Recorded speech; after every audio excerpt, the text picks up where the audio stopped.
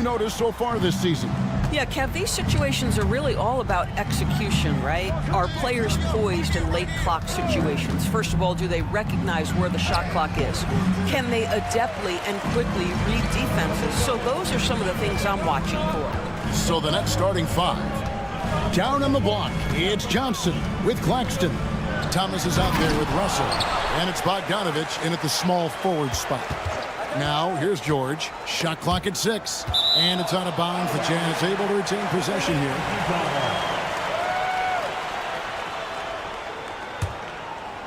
Here's Markkanen. The second chance effort. And that's 2 points on the way. Boy, he's got so much length that under duress, still able to finish. Go ahead, Lauri Markkanen. Johnson sets the screen for Russell. And he drops in the layup off the glass. And once he got to the 10, I think he was surprised to find himself that wide open. And I think defensively, that is not the way you want to start. Giving up high percentage looks, that doesn't typically end well. A nice shot by George. And nice touch inside. George can finish from all 3 levels. And just over a minute played here in the start of the game. You know, Greg, thinking back to the glory days in Utah, they went to back-to-back finals in 97 and 98. Unfortunately, though, Kevin, that Stockton-Malone era, they just couldn't overcome the dynastic bull. The Jazz still searching for that first NBA title. The recent history of the Nets. You know, Greg, they're always looking for a big splash or a quick fix to be competitive.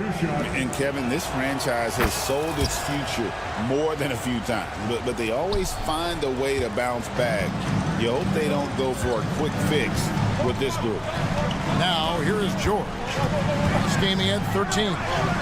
And there it is for him. This is where the length of Deontay George helps, right? Inside, he's so much longer than your typical guard. And the ball goes out of bounds.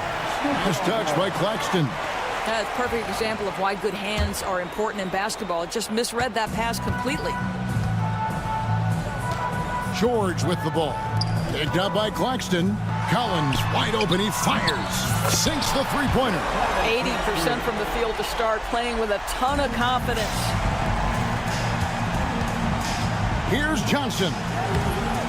Second chance shot. The rebound by the Jazz. They came away with the victory in the last meeting, which, by the way, was also in this building. Yeah, it was a narrow win. But in that last meeting, I think foul trouble for the other side may have really just tipped the scale and allowed them to escape with the W. Oh, no doubt. Playing aggressively, forcing the action, that often works in your favor, and it did the last time around. Just 5 on the clock. Here's Markkanen. Kicks it out to Collins. Markkanen a screen on Johnson. Collins passes to Markkanen. Outside for Sexton. To the middle. Goes up again. And the layup good by Collins. Collins has got his second bucket tonight. And not hard to see why they are giving up points on this run. Just too many good looks from in close. Russell passes to Claxton, and that one drops for him. See, to me, the more D'Angelo Russell passes the basketball, the better his team is. Encouraging to see him focus on it. And while we've got a moment, let's send it over to our terrific reporter, David Aldridge. David? Kevin, thank you. The Utah Jazz last season became one of the first teams in the league to move their games to broadcast television. It's a gamble, but they just about tripled their reach. And with the rapid growth in the region, they have a chance to attract new fans. And Kevin, no doubt, other NBA teams are keen to see how this goes. Oh, David, no question at all. We thank you for your report. Stolen by Kessler. Fast break. Here come the Jazz. Here's Collins, and finished off by Collins. And what a way to start this game, dominating at both ends of the floor. And give them credit for approaching this game with the right energy and intensity. This team has attacked every chance they've gotten. Oh, that's a major league throwdown. Keeps a tight grip on that rim, too, after the finish. Those defenders just look a little bit gassed. I mean, they're getting pushed around on that low block. Here's Johnson, following the bucket by the Jazz. Johnson sets the screen for Thomas. wide open. And it's John Collins with the rebound. Boy, he was wide open. You wonder, did he overthink it? That's a missed opportunity. And they have owned the paint so far, and the score reflects it. I know it's early, but you have got to like the dominance down low. Right now, they are playing bully basketball. And here's Johnson outside. The rebound by the Jazz. Boy, with his shot not falling right now, it might be time to look in a different direction. See if you can get your teammates started. Here's Markkanen driving in. Another shot. Here's Kessler. Kicks it out to Markkanen. Collins setting the pick for Markkanen. And finally they hit one. Markkanen's got his second bucket of the game to go. Building up a big early lead, they have taken charge of this game. They've been doing it largely at the offensive end. If the defense... And so it's Utah, riding a 15-point lead at the end of the quarter. Their transition game has been in full effect. We come back right after this.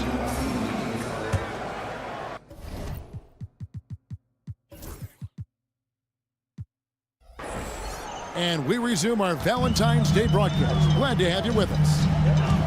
And let's take a moment here to get your guys' take on scoring so far for the Utah Jazz. I like how they've worked the ball inside, getting looks closer in there, and that really helps your offense. The other thing they're doing is making plays off the bounce. And, boy, once they get a step, they're getting all the way. In it forward, it's going to be Markkanen and Collins. The guard pair, it's George and Sexton.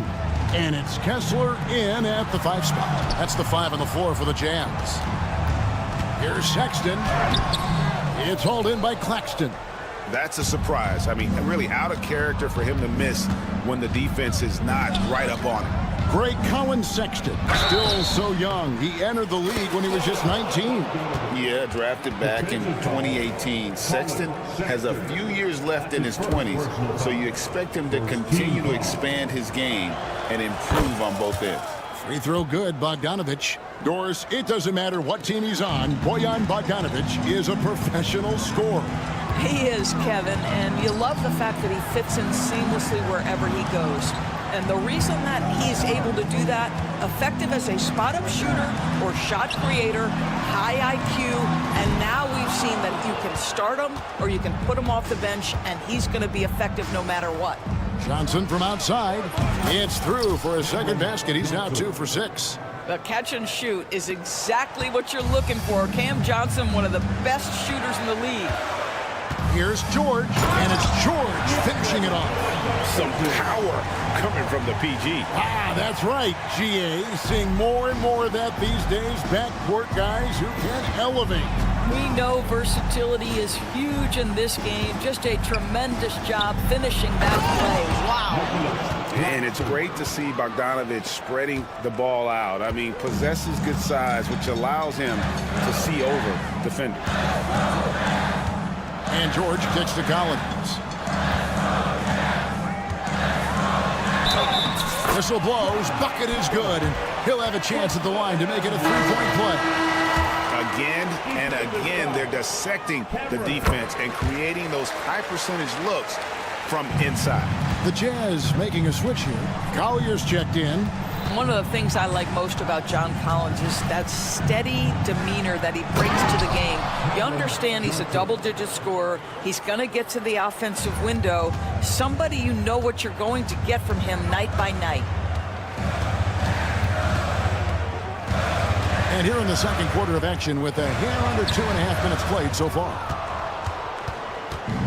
And so it's Johnson who brings the ball up for the Brooklyn Nets. 9-point game. Greg, every year, injuries are a huge factor in shaping the title race. And I'm guessing that teams should probably put more of a premium on durability. What do you think? Well, Kevin, I think all GMs take that into account. A team wants to be confident it'll have a stable roster over the course of a long season. Collins, good. What a night for John Collins. This guy is so skilled, and when he's rolling, the defense has to feel a little bit helpless. Claxton finds Bogdanovich. Driving to the basket. That's his second shot and his second basket. He's 2 for 2. Good job attacking. Those restricted area shots are what every NBA team is looking for. Here's Collier. He's guarded by Russell. And it's Collier missing. And here are the Nets. They're on a 16-7 run. Bogdanovich goes in. Uses the glass to finish the layup. And that's now 7 points for Bojan Bogdanovich. Doris, when you think of the Utah Jazz, where do they fit in a very competitive Western Conference?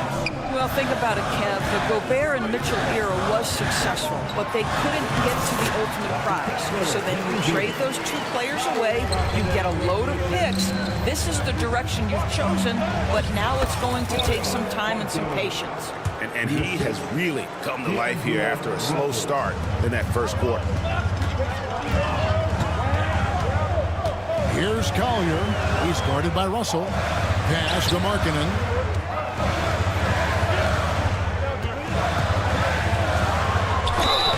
And that'll be 2 free throws coming up. Officials on the call with the foul. The 7th pick in 2017, Lauri Markkanen. Almost a throw-in in that Donovan Mitchell trade. That's incredible to think of now in the context of this guy becoming an all-star in his own right, Kevin. I mean, Markkanen is a 7-footer who's got efficient offensive numbers, like 50, 40, 90 type numbers. He is an uncommon talent.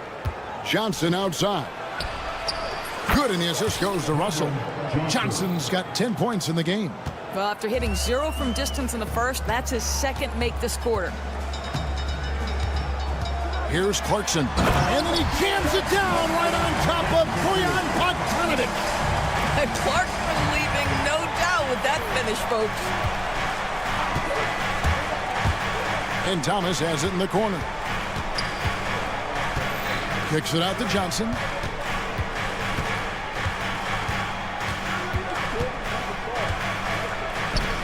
That one good for 2. Johnson's got 10 points now just in this quarter. And of the last 6 baskets, 5 have come on the interior. This is just smash mouth physical basketball, guys. Back to Clarkson. Pass to Filipowski.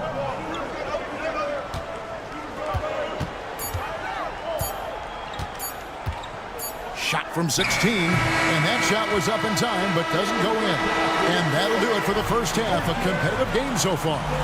Jazz out. Thank you, David. We'll be back after halftime for the start of the second half momentarily.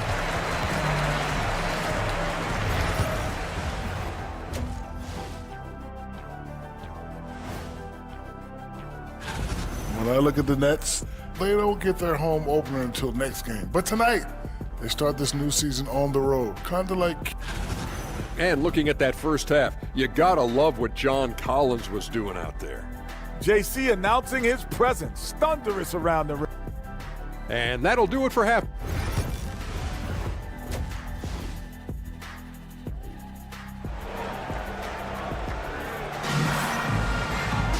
And as we get into this third quarter, as we've seen so far, neither team able to create much separation on the scoreboard yet. John Collins has been sensational. Man, he's been running wild on him through that first half. Absolute dynamite on offense. Boy, he has been shouldering the load. Aggressive, skilled, talented, and thus far unstoppable. Starting off the second half, here's Jordy Fernandez's 5. We've got Wilson up out there with Trendon Watford. Then it's Johnson, and it's Melton in at the 2-guard spot.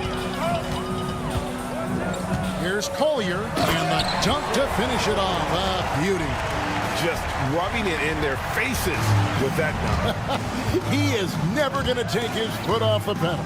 Well, you love that he wants to wear out the defense. What a catalyst for his team. Incredible. Another rebound hauled in. They're hitting the glass with a lot of passion.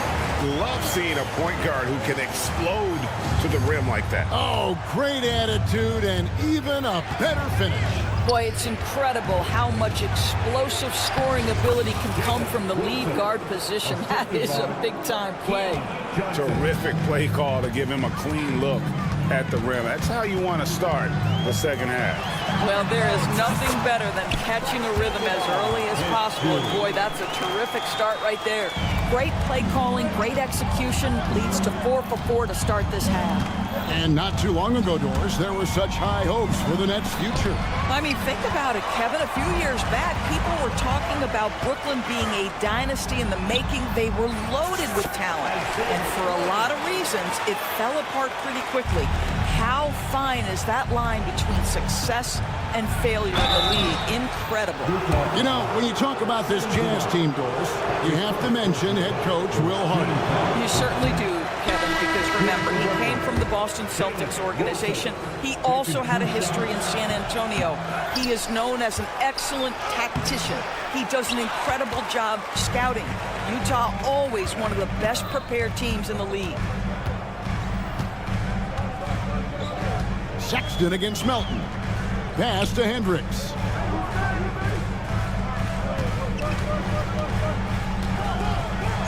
It's good. And the Jazz lead by 13. Well, if it ain't broke, don't fix it. They keep getting it in the paint and continue to score consistently. And now the latest from our reporter, David Aldridge. Kevin, thanks. The NBA's 65 games requirement for postseason awards has drawn some criticism. But Adam Silver says, ultimately, this is about the fans, putting the best product forward. Load management was not working for us. This is having the desired effect. The guys are out on the floor. Kevin?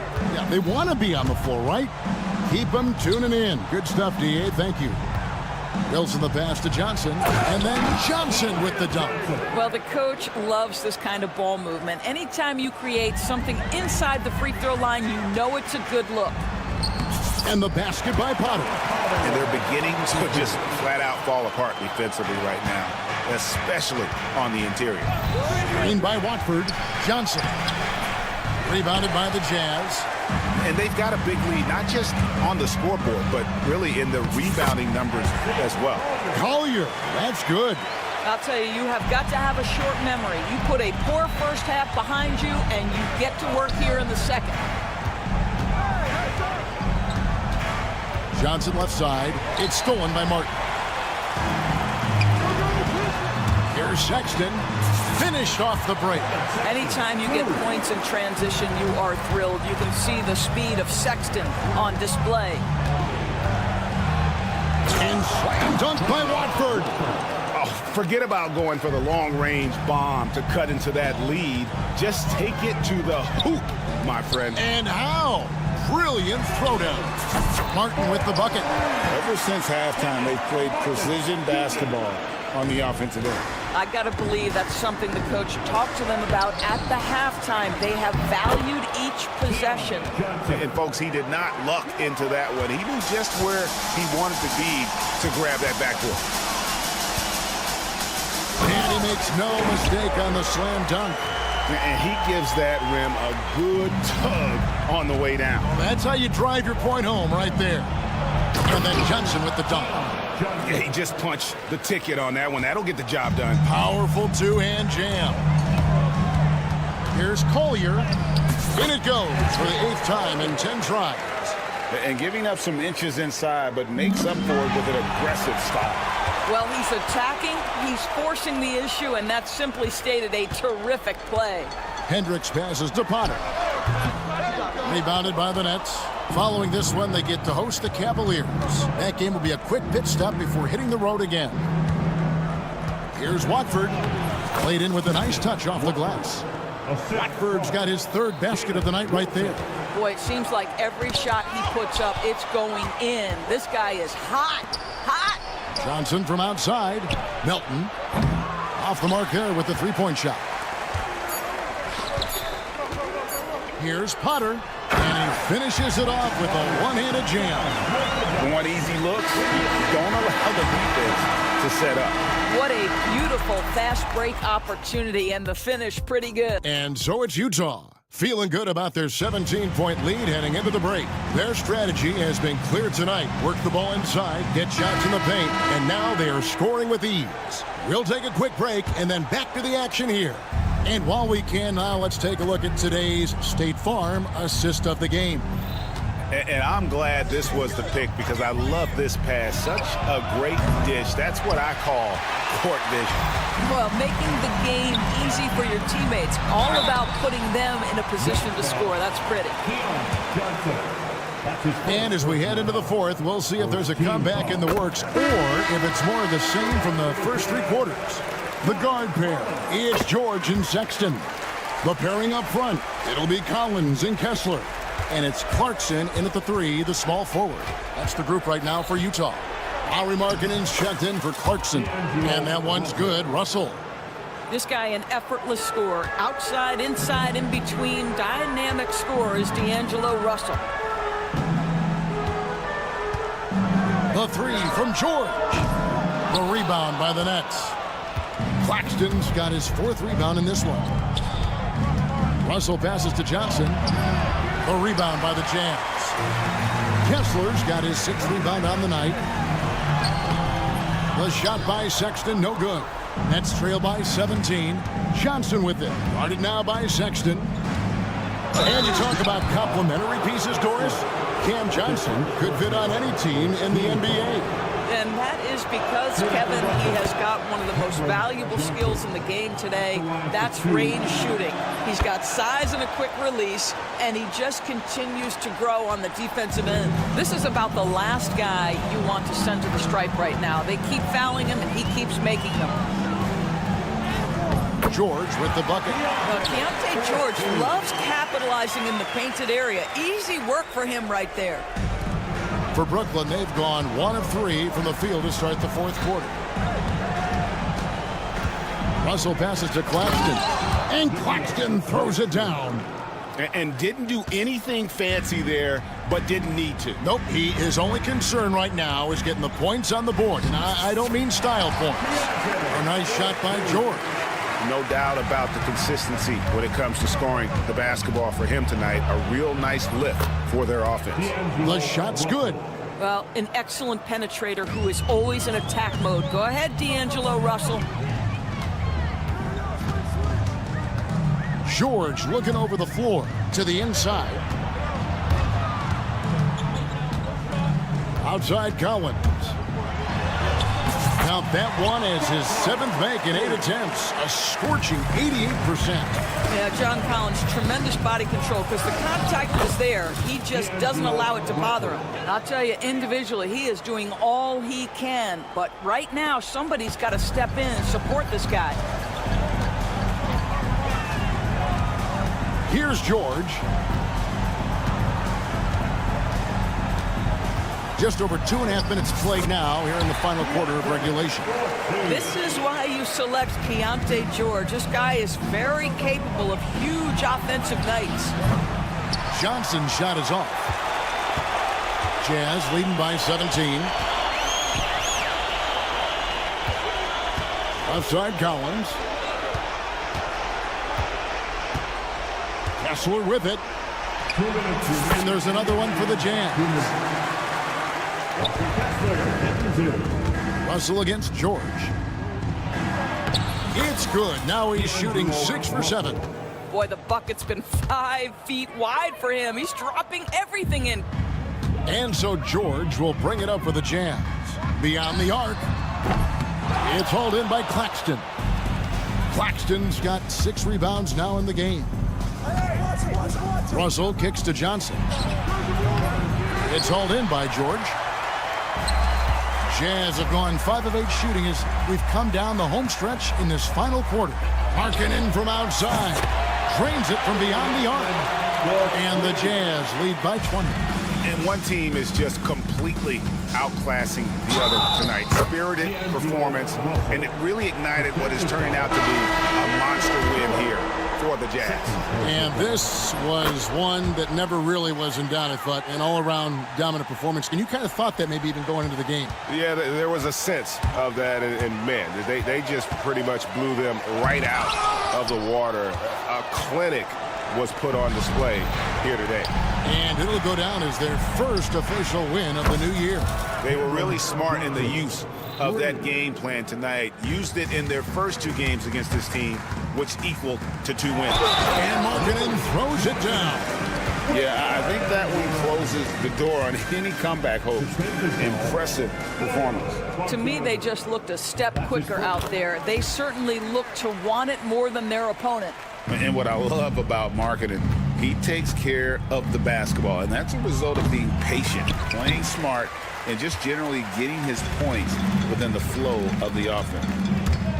Here's Juzang, and the call on the shot that sends him to the line. It's going to go on Bojan Bogdanovic. And a chance for just a second to check out the scoring breakdown for the Jazz. Credit them for not settling. I mean, they've been in attack mode off the dribble all game long, and thus far, it's paying off. And you also have to love the way they've gotten out and run in transition. A ton of good chances tonight simply from being willing to run the floor. From deep, Johnson. Utah with the rebound. 40 seconds left in the fourth quarter. From deep, Collins. And it's Russell with the rebound. Johnson, a wide open look. Misses the three. Well, the defense clearly was not interested in guarding him from downtown. They're very fortunate he missed. And here are the Nets, trailing by 19. Thomas outside. Collins grabs the miss. And D'Angelo Russell picks up the foul. That's his first foul of the game, and the bonus will go to the free throw line. That free throw good from Markkanen. And Markkanen drops them both.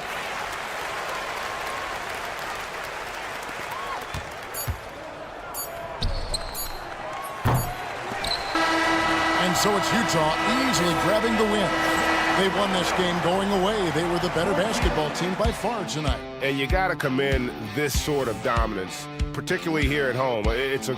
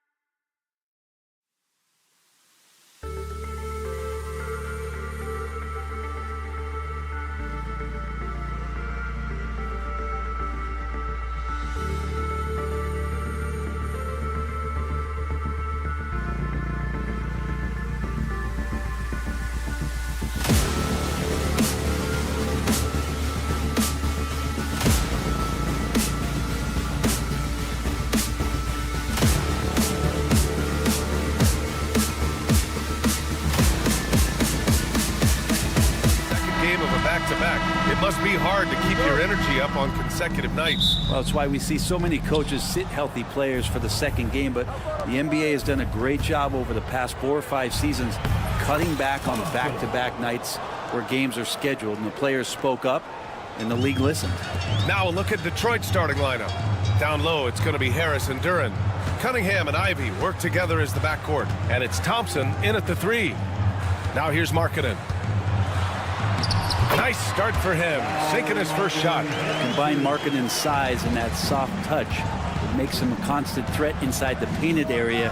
That's why they call him the finisher. And that one's good. Cunningham. We see this every night.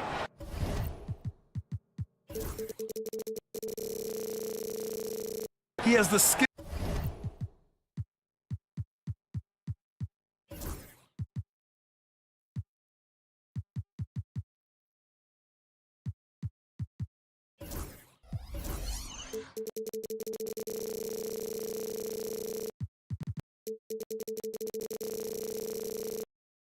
And versatility to keep a defense guessing. To the paint. Back to Markkanen. Here's Kessler. Duren with the rebound. For him, it's harder to miss that shot than it is to make that shot. I think he was anticipating a bit of a bump there. All right, Grant, I have to ask you, has there ever been a more intimidating team than the old bad boy Pistons? Well, they weren't fancy, but they played hard and they played physical basketball. Every team that faced those Detroit teams knew they were in for a battle. Wow! I'll tell you, such an advantage having a playmaker who can get up to the rim and finish. Now that is what every team wants. Like to see that assertiveness, especially from the guy who's going to orchestrate. Get up to throw down. This guy is putting on a clinic for the people. Yeah, I'm shocked. I can't believe he pulled that off in a real game. Here's Cunningham. Hits the rim on the way in, and the bucket is good. Cunningham's got his second basket of the night. And the confidence growing from this young guard. Cunningham dropping in the jumper. How about the bounce? We can call that bounce per ounce. Can't be denied. Pass to Harris. Back to Ivy. Here's Thompson. And it's off from three-point range. Markkanen from long range. And Ivy pulls it down. The Pistons have gone just 3 for 7 here at the start. Here's Cunningham. The rebound by the Jazz. Their last encounter was in Detroit, where they were able to handle the Pistons. Yeah, they destroyed this team on the glass in the last meeting. And the bucket counts, and he is on his way to the line. He'll try to make it a three-point play. That'll put Colin Sexton on the line. That one on Thompson. That free throw good from Sexton. You know, Grant, looking at the career of Colin Sexton, he had a huge third season, averaged 24 a game. Yeah, B.A. And unfortunately, Colin hurt his knee early during his 4th year. Had season-ending surgery, but we've seen Sexton make a full comeback and just a dynamic scoring guard. Pistons trail by 5. Cunningham passes to Ivy. Back to Cunningham.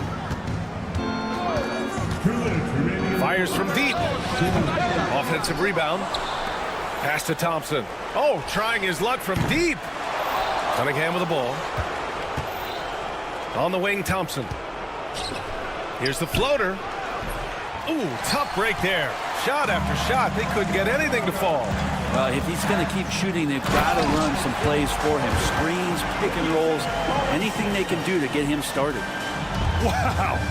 I'll tell you, such an advantage having a playmaker who can get up to the rim and finish. Now that is what every team wants. Like to see that assertiveness, especially from the guy who's going to orchestrate your offense. Here's Ivy. Oh, a clear foul there on the missed shot. So he'll get a pair at the line.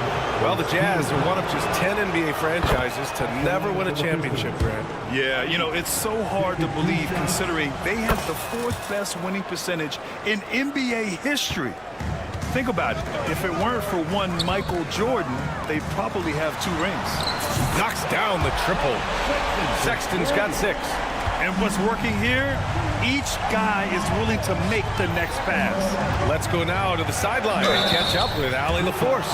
Brian, Lauri Markkanen's shooting stroke at 7 feet tall had former Mavericks coach Rick Carlisle comparing him to Dirk. Lauri said it feels good to hear that because he's obviously a Hall of Famer, but there's still a long way to go, and it gives me more motivation to keep getting better. He's not getting a big head, Brian.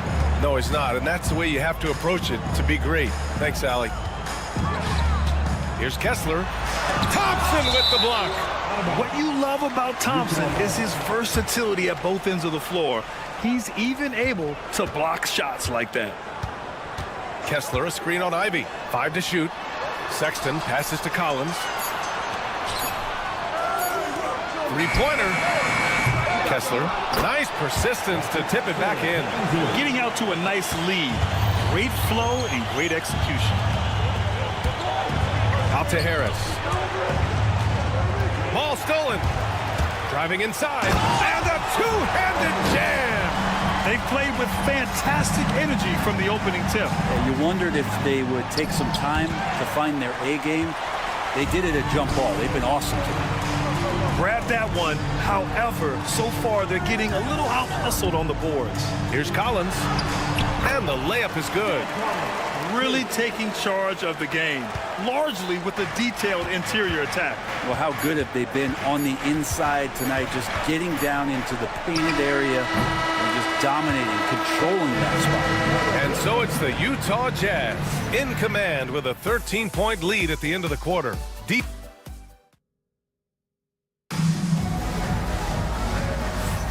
And as our coverage continues, happy Valentine's Day again to everyone out there. And for the Jazz, this has been the game they wanted to have. Well, there's no reason to take risky shots when you can collect points at the rim. Yeah, that worked wonders for them in the quarter. We'll see what kind of adjustments get made. Setting the floor for the Pistons. Cunningham and Ivy work together as the backcourt. Thompson and Harris are the 3 and the 4. And it's Duren in at the 5, roaming the paint. Well, when you look at the forwards in this league, there are a lot more Grant Hill types out there these days, partner. Well, thank you for the nice words, B.A. Of course, I took pride in my overall game. And over the last few decades or so, we've seen a bunch of guys playing the 3, 4, and 5 who can pass, dribble, and shoot. So it's fun to watch the game evolve. They've been very well-rounded and extremely focused. Coaching staff probably most proud of the effort of this team on both ends of the floor here tonight. And it's Cunningham missing. Utah leading by 16. To the inside, here's Collier. Cunningham with some nice D. Thompson finds Ivy. Oh, a great 1-2 punch. Beautiful pass and a nasty jam. Oh, rocketing off the floor. Ivy using all of his athletic ability on the jam. Wow. I'll tell you, such an advantage having a playmaker who can get up to the rim and finish. Now that is what every team wants. Like to see that assertiveness, especially from the guy who's going to orchestrate your offense. There's the block. Yeah, anytime you put the ball up near Duren, there's a chance it ends up back in your face. Utah making a switch here. George is checked in.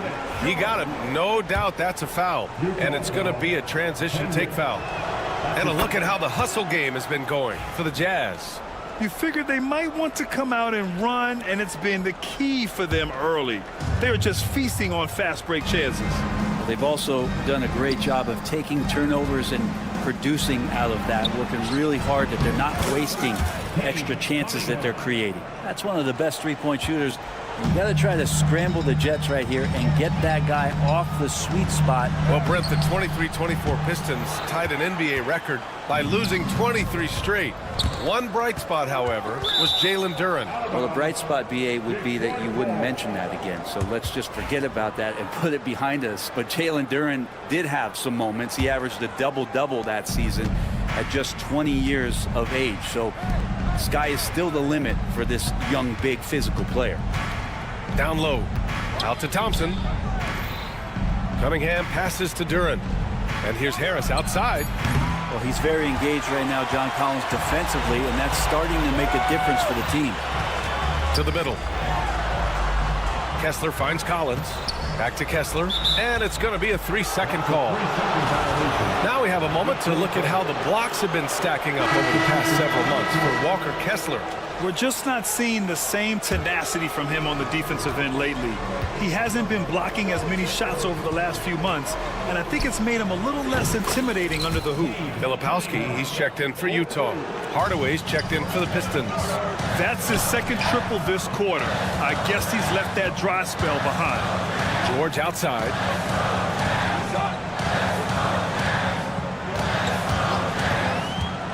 With the drive, Collins outside. And they waste no time getting those 3 points back. Collins has got 5. Collins does a nice job there preparing for that shot using his base. Harris's shot is good. I do so enjoy watching a bounce pass executed that perfectly. Pass to Filipowski. Here's Hendricks, defended by Hardaway. To the inside, Filipowski takes the assist and lays it in. Nice setup. Filipowski's gotten his first bucket of the night. Here's Harris. That shot off the mark. Collins with the defensive effort. And so Sexton will bring it up for the Jazz. At one point, they led by 16. And there's the drive. Uses the glass to finish the layup. Give him 8. Like the attacking mindset, not waiting for something to happen. Instead, creating it himself was Colin Sexton. Well, if the Pistons are going to turn things around, Brent, it needs to start on the defensive end. And that's part of it, B.A. It's not surprising that they've been in the bottom 5 defensively over the past couple years. And that's what happens when you pile up a bunch of young players who want to prove themselves. And by proving themselves, it usually starts on the offensive end. We'll see if these guys being together start to take some pride in stopping their opponents. Jazz leading by 14. Hits the trifecta. Well, Sexton's confidence growing now, knocking it down from the three-point line. That's big. Here's Duren driving to the basket, and the dunk by Duren. A strong finish to cut into that lead a little. And left no doubt with that one, Grant. Down low. Here's Filipowski. It's good. Set up beautifully by George. George has got 3 assists in the game. Yeah, every coach wants assisted buckets. Guys like George, they move the ball. Harris passes to Cunningham. Harris a screen on George. And it's Cunningham missing. On offense, here's Utah. They're on a 12-4 run. Collins. And Collins with the slam. Well, they're clicking on all cylinders right now, beginning to pull away. The game plan might have been good, but you have to bring it together. Right now, their chemistry is something to be admired. And that's what you get with Cunningham running the show. And he jams it home with authority.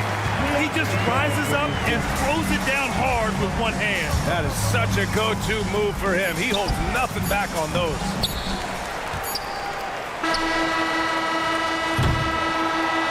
Through one half, it hasn't even been close. It's the Jazz.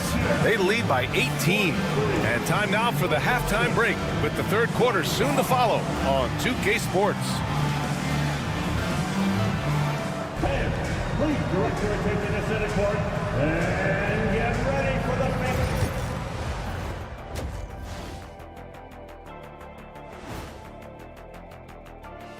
Thanks for stopping by, y'all. First up on the show tonight, a quick look ahead of some Look at Detroit.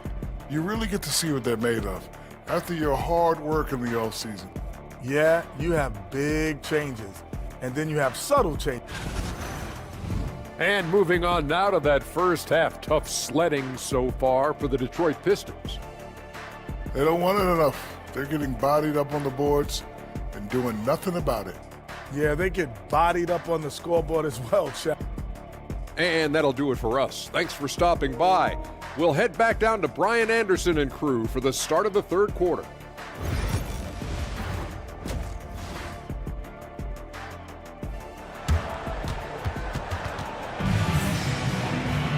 And after a very lopsided first half, we'll see if things play out a little more evenly in the second.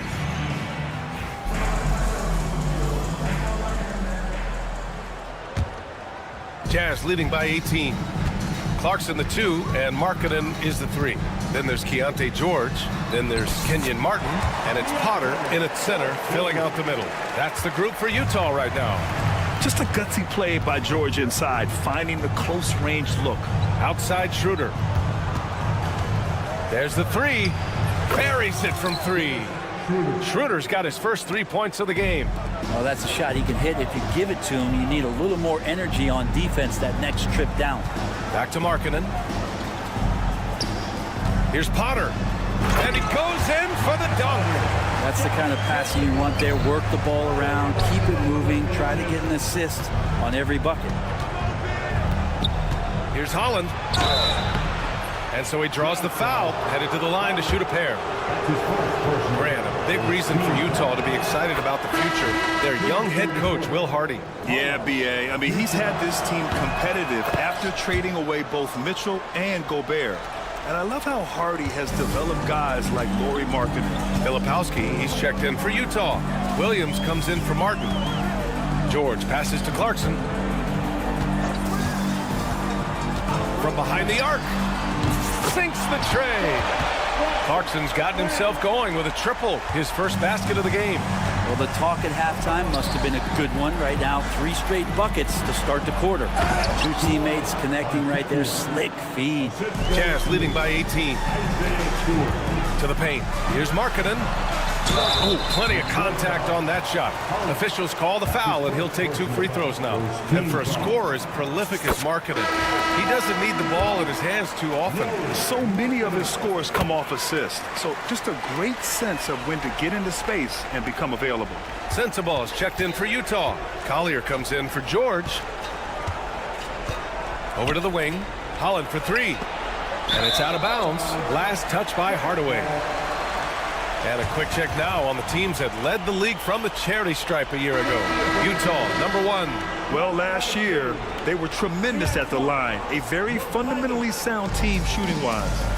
All right, the Jazz making a change here. Mikhailuk's checked in. He was grabbing the rim to extend the hang time. Hey, maybe making sure the landing was kinder than the takeoff. Here's Fontecchio, and he converts the layup. Fontecchio's got his second bucket of the night. Now they're playing working to perfection there, if that was their plan. And if it wasn't, maybe that should be their plan. Pistons trail by 20. The 3. Drops in the 3. Fontecchio's got his 3rd basket of the night. And they're rolling. 4 straight makes to start the second half. Here's Collier. He's got 15. And the shot's good. Collier's got 4 points now in the quarter. Like a matador. Olay! There was no defense. That has to be one of the easier shots I've seen tonight. Yeah, feels like Christmas right now, just gift wrapping points. Pass to Holland. And the 3 off target. Utah leading by 19. Here's Markkanen driving in, and Markkanen with the stuff.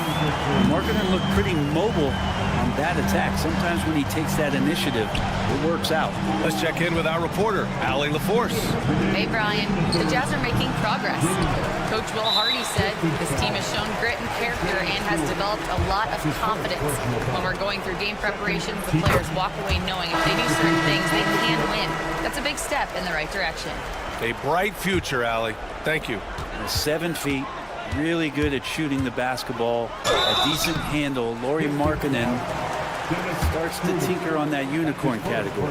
Last season was tough for the Pistons, Brett, setting an NBA record by losing 28 games in a row. BA, I'm a glass half full guy. I'm going to go on the bright side. Look at their core. It's led by Cade Cunningham. This guy is ultra talented. He's still in his early 20s. They have a lot of young talent on the roster. They're going to be better, and they play way better in the second half of the year. So how's that for some positivity? Utah leading by 21. Second half here, and we're just over 3.5 minutes into it. Shot's good by Collier. They're not messing around. 5 of their last 6 buckets have come from the interior. Here's Hardaway, and the layup is good off the glass. Hardaway's got his first 2 points of the night. After a brutal first half from the field, their shots are finally starting to fall. It goes. He's 10 for 13. So much confidence. This looks like he's got more feel tonight, like he's really got a good grip on that ball.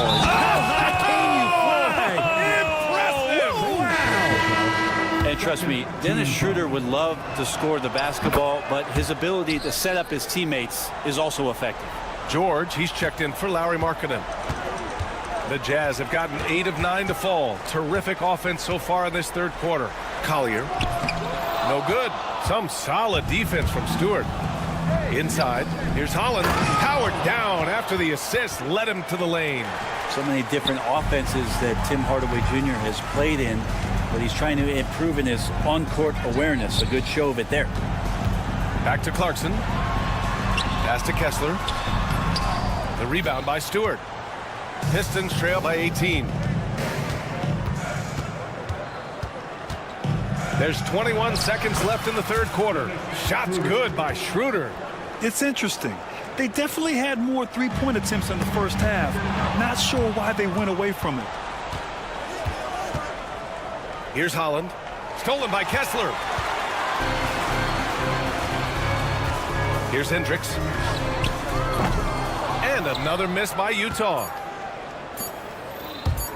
From deep three-point range. Oh, he got it up in time, but it wouldn't fall for him. And so it's the Utah Jazz in control with a 16-point advantage heading into the break. We hear teams talk about wanting to get the ball inside, but this is how. And we reach the fourth quarter in a game that may already be out of hand.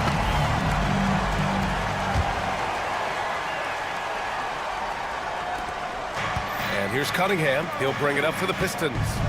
It's a 16-point game. Setting the floor for the Pistons. Thompson and Harris are the 3 and the 4. Cunningham and Ivy work together as the backcourt. And it's Duren in at the 5 down low. You're not going to get stops against him unless you give an effort. Well, the Pistons shooting at a decent clip. 45% for the game. Duren in the post. The shot's good on the assist by Cunningham. Cunningham's got assist number 5 here tonight. Now off the inbound. And finished off by Kessler. The value of good ball movement isn't lost on this squad. Out of bounds. It'll be Utah's ball. It's one thing to get outplayed, but when you're giving away possessions like this, it makes it even more tough. John Collins checked in for Utah. Here's Sexton. Pass to Hendricks. And stolen by Cunningham. To the middle.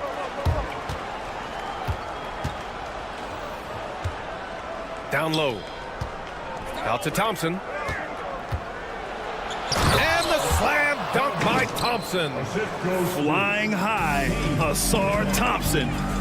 I wish I still had hops like that. Yep, count it. Collier's got 13 in the second half. Absolutely ruthless. He's not about to start showing mercy now. Confidence is sensational, and it feels like no one is going to stop him tonight from scoring. And even with the miss, that's a high percentage shot for him. And then it's Collins with the dunk. You have to like Collins and his activity level. He's really got a chance to be special. Here's Cunningham. And his 5th make of the game in 12 attempts. And another great assist. The offense is really clicking now.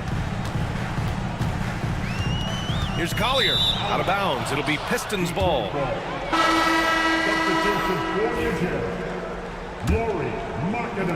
We're about 2 minutes into the fourth here. Harris finds Cunningham. Oh, George with a steal. And he lays it in on the break. And the Jazz lead by 18. All right, let's take a look at the energy stats. How the hustle game has been going for the Jazz. Yeah, they've collected an impressive number of steals so far, using fast hands to force some turnovers and then scoring on the other end. And I feel like another part of tonight's game has been the hustle points, getting up and down, getting second chances, getting transition opportunities, they've been fantastic in that area. Setting each other up beautifully. I love it. 8 of their last 10 points coming off assists. And finished off by Kessler. And you love to see the aggressiveness, using the height advantage to hammer it home. Ivy with the ball. Picked up by Collins. And the foul on Jaden Ivey. That's his first foul. And just a great job of getting there first and absorbing the contact. Jazz leading by 16. Here's George. And a foul called on the way up. So he'll take 2 from the free throw line. Cade Cunningham picks that one up. And there's no question George can fill it up. For him, it's about focusing on shooting good percentages. That's also good. So he hits both free throws. Pistons trail by 18. Roughing foul called on Colin Sexton. Second personal foul. First team foul. Collier, he's checked in for George. Number 13, Isaiah Collier. And we're about 3 minutes into the fourth now. There's Cunningham with a 3. Utah grabs the miss. Kessler's got rebound number 8 here already in the game. To the inside, Collier kicks it out to Collins. Markkanen with a screen on Harris. Here's Collins. That shot missing. Good D by Harris. The Pistons have gotten 6 of 8 shots to fall during this fourth. And the slam dunk by Thompson. We're beginning to see this more and more from Harris. Just taking what the defense allows, and that time finding the wide open man. Man, good whistle there. Third personal foul. Second team foul. And he drops the first. So he gets them both. Minute 32 left in the game. Thompson. Ivy outside. Pass to Harris. Clock at 6. Cunningham with the ball. Picked up by Collins. And down it goes. 2 points. It looks like it'll be a big win for them here. Time to just cruise to the end of the game and chalk up the victory for the Jazz. They ran the fast break beautifully all night long. It was a huge part of their success. It's so true. Oh, yes, sir! Wow! Their focus has been terrific. They really put on a clinic here today. Yeah, the cool thing is that they look like they're having a blast out there. Everyone on the same page, contributions across the board. Here's Cunningham. Oh, and they immediately answer back with a dunk on the other end. There's 47 seconds left in the fourth quarter. Pass to Kessler. And finished off by Kessler. Got to give them respect. They're doing everything they can to close this out. Loved it. The guys are staying aggressive late in this ball game, just not wanting to let go of the rope. And so it's Sexton who brings up the ball for the Jazz. Earlier they held a 23-point lead. Knocks down the long J. Impressive job by this team. And you really can't discount the impact of this crowd here. Awesome to see their output tonight, trying to urge their team on, and that can always help. That home advantage of home fans getting you going, fully on display here. This is why you want ball movement and player movement. And that's made it hard for the defense to key in on any one individual. Here's Collins. Misses the baby hook.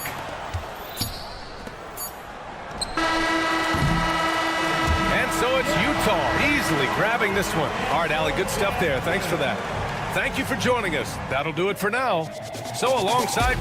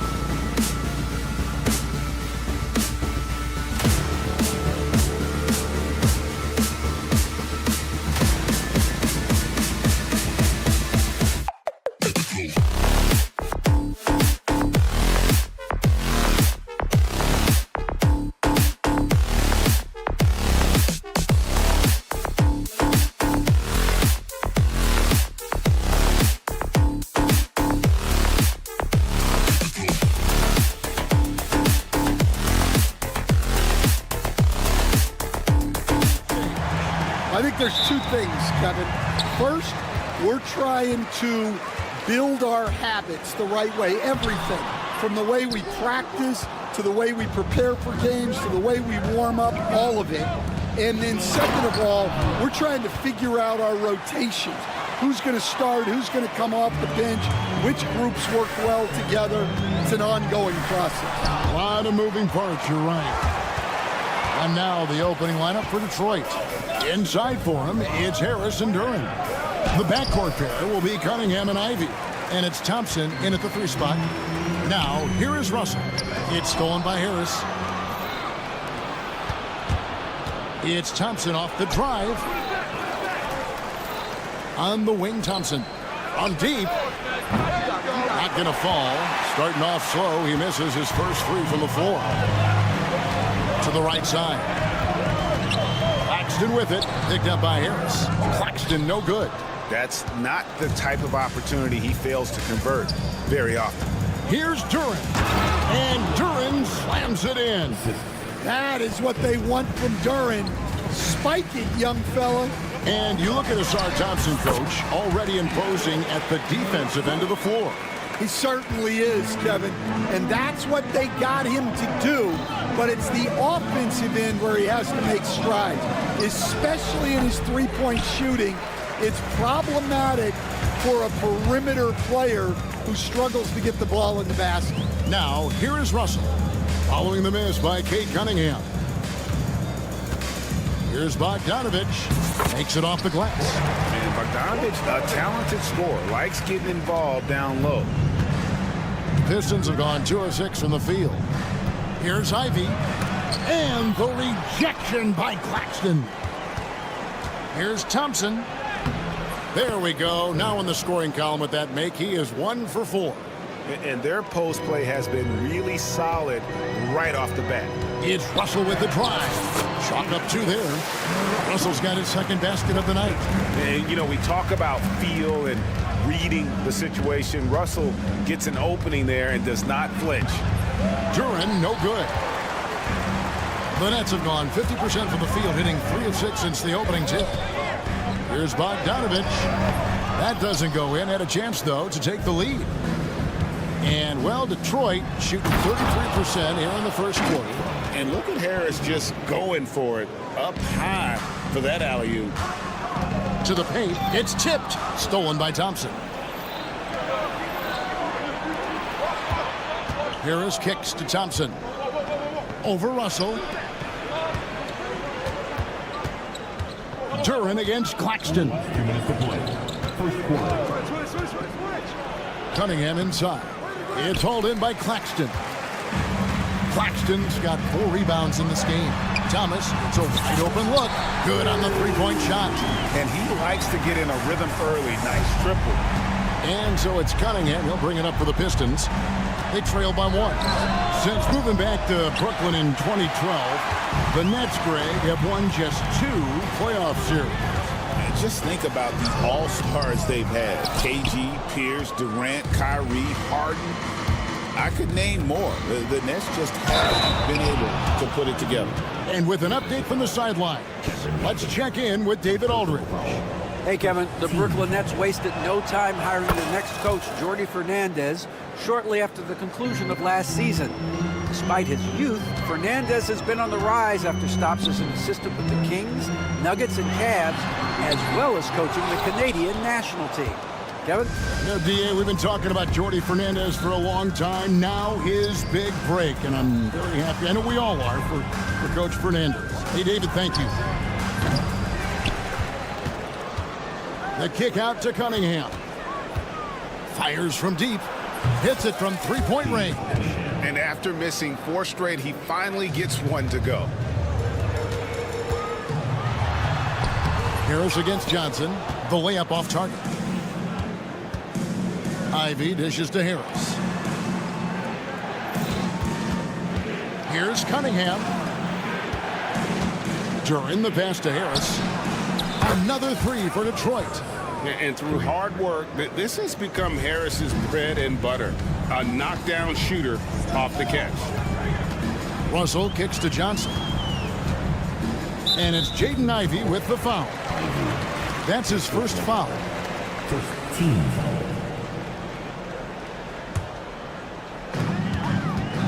Thomas passes to Johnson.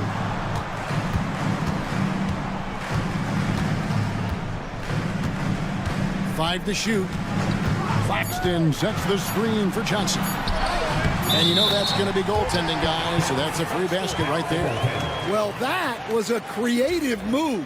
Decided to have a little fun out there, apparently. 11 seconds left in the first quarter of the game. Cunningham passes to Duran.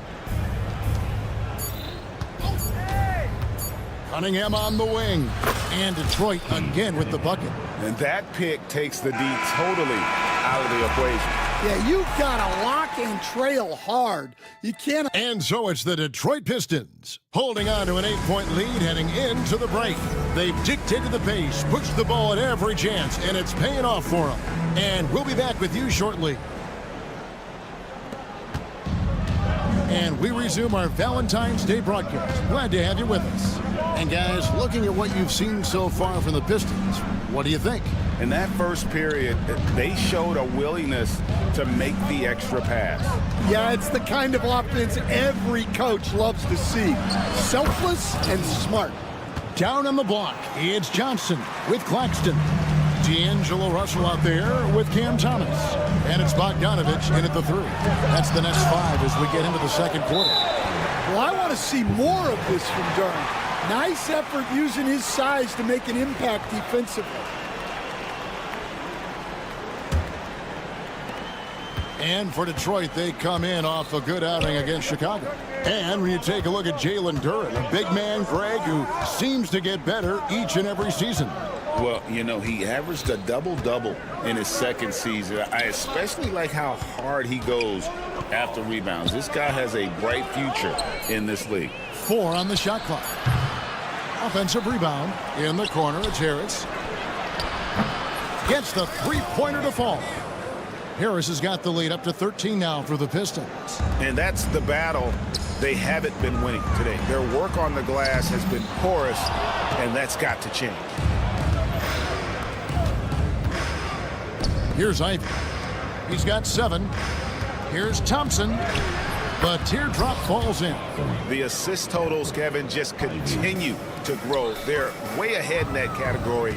Ball movement has been flawless. You know, Stan, we hear all the time about after timeout plays. About how many of those do teams really have at their disposal? Well, you certainly have to have a few, Kevin. Coaches vary in their philosophy. Some coaches will draw them up on the fly. I was one, like a lot of guys, who wanted to have things that we've worked on that then we could go to. But that just depends on who you've got, how smart your guys are, how quickly they pick things up. Here's Bogdanovich. And foul on the shot, so he'll get a chance at the line. First personal foul. And Bogdanovich is a confident, efficient player, a guy who can play either the 2 or 3 spots on the floor. And you look at the Detroit Pistons, Stan, so much young talent, but the chemistry is a work in progress, clearly. Well, it is, Kevin, and they're working on it, but it's hard with so many new faces, and they still need a second and third guy that they can build around. They've got a lot of good role players, but they need a couple more stars. Well, the defense was right where they needed to be to stop the layup. Great awareness and effort. And a little under 2.5 minutes gone by here in the second quarter. Well, you know, they're in the lead, but he's still been frustrated from an offensive standpoint. Here's Bogdanovich, and Bogdanovich throws it down.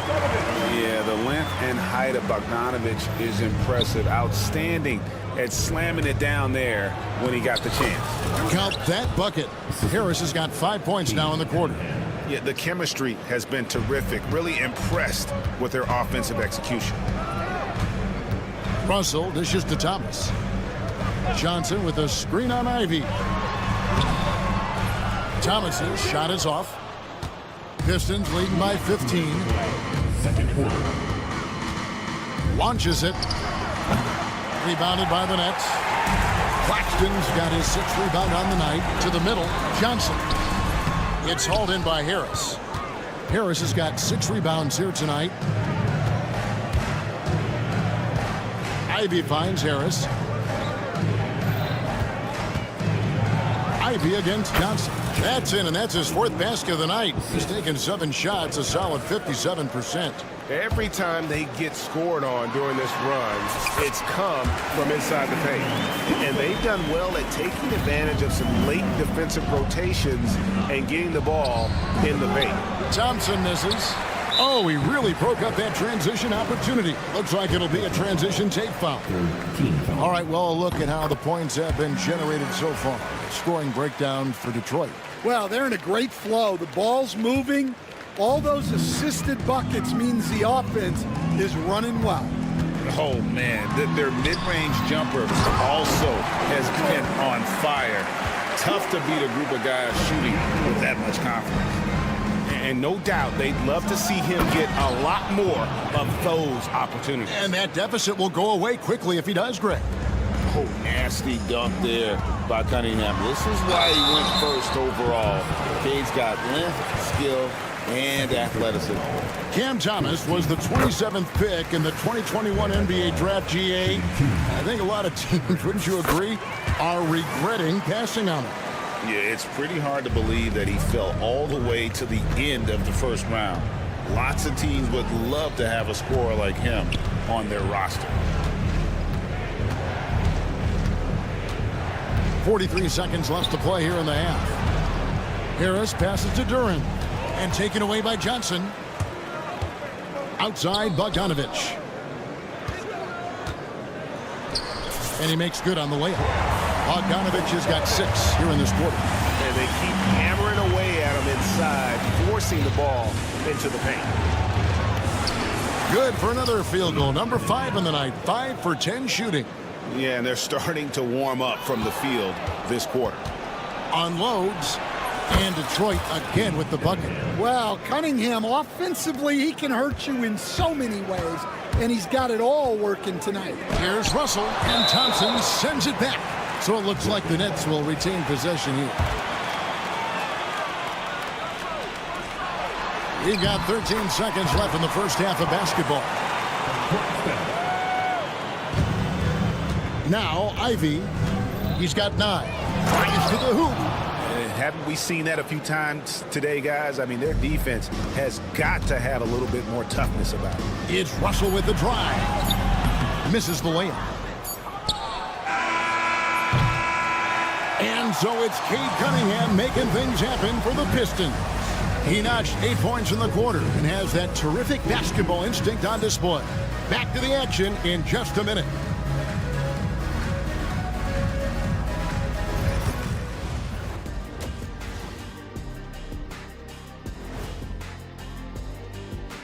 Thanks for... You look at the Pistons, like most teams right now, they're optimistic.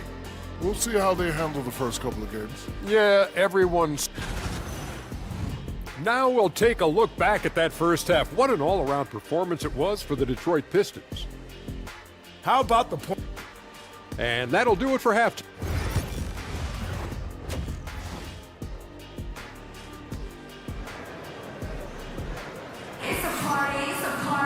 Well, we've got a second half of basketball for you. We think it's going to be pretty good. A big comeback, though, is needed for this game to be competitive, and it probably has to happen quickly. You look at Cade Cunningham in this game, he's been everywhere. Man, he's been running wild on him through that first half. Absolute dynamite on offense. Yeah, and in terms of slowing him down, I think they're going to have to change things up. Give him some different looks. On the court for the Pistons, they've got Holland. Hardaway is out there with Dennis Schroeder. Then it's Simone Fontecchio. And it's Stewart in at the 5, roaming the paint. He stands since 2009. The Pistons have just 2 playoff appearances. Yeah, that's true, Kevin. And they got swept in both of those playoff appearances. They haven't won a playoff game since 2008. And with all the lottery picks they've made recently, their fans are itching to see some progress. And it's Fontecchio missing. Well, the defense got lucky there. More often than not, he's making that shot. And this is his first trip to the line tonight. Okay, we talk about this every night. So much great young talent coming into the NBA. Is there one player, though, in particular, who right now stands out to you? What I have to say, Kevin, Victor Wembanyama, I don't know that we have ever seen a guy of that size do the things that he does. Now, you can say, well, what about Nikola Jokic? Well, Nikola Jokic, first of all, is not Victor Wembanyama's size. And then Victor's handle and his length, the guy's incredible. He's going to be the face of the NBA for a long, long time. Hardaway kicks to Holland. Back to Hardaway. And it goes down 2 points. And the Pistons lead by 13. And making 3 of their first 4 shots in this half is a strong start. Now it's about growing that momentum. Now Detroit moving it up. Pulls up for 3. Hits the three-point bomb. Hardaway has got 5 now. Everything going to plan here to start the third. 80% shooting thus far. Johnson can't get it to go. Pistons leading by 16. The 3. Hardaway, no good. Here's Sharp. It's blocked. Well, his block numbers might not always show it, but Stewart is a strong defender who alters a lot of shots. And it's out of bounds. The Nets will take it the other way. Stan, you just said this. One thing about Fontecchio, he can flat out score the ball. Wow. Yeah, Kevin, he's really a consistent shooter, but he can score in other ways as well. You'd like to see him get to the free throw line more, but that might just be a little nitpicking. And cutting into the lead with the big one-hand throwdown. That's how you get your team back into it. Hardaway, and then Hardaway with the dunk. Hardaway Jr. carving out some space for himself with that play call. Johnson down low. He's guarded by Schroeder. Right side, Wilson. Pass to Sharp. And then Sharp with the dunk. And that's a huge play. I mean, they need more like it because second chance points are going to be key in this game. Probably so. That's usually a crucial element to any comeback. Third quarter action and just under 3.5 minutes have gone. Hardaway for 3. Buries the long-range jumper. 10 points for him. Well, he has owned this quarter. A major reason they're up right now. Shots good by Wilson. They are just killing him on the interior. Pistons leading by 15. Inside. And it's Schroeder missing. And what should have been a simple pass and finish ends up in a missed opportunity on that alley-oop attempt. Yeah, that just comes down to the timing being off between those two guys. And out of bounds, the Pistons will take it. Taking a look here at the numbers for Schroeder. Good season for him last year. Last year averaged 14 points per game, 6 assists and 3 rebounds. And most of all, you have to love the defensive grit he brings to games when he comes off the bench. Yeah, I loved having options like him off the bench. Guys who bring effort. They can change the attitude of the team. Well, he's a bit of an undersized center. However, his leaping ability can certainly mask that. And the dunk by Stewart. Well, where was the defense? You can't let a big man like Stewart get this deep. Here's Melton. And it's Fontecchio with the rebound. The Pistons have gotten 8 of their 11 shots to drop since the break. A great third quarter for them offensively. Hardaway up top. He's guarded by Melton. Goes up on the high post. Hardaway, no good. Well, when they're playing off you, you have to make them pay. And he couldn't. And then Johnson with the jam. And his competitiveness showing through. That's an aggressive finish. Yeah, and getting out in transition allows for some easy points before that defense is fully set. Here's Sharp. That shot off the mark. And here at the end of the third quarter, it's a double-digit ball game. Pistons lead by... And there may not be a lot of drama down the stretch as we head into the fourth quarter, but stranger things have happened.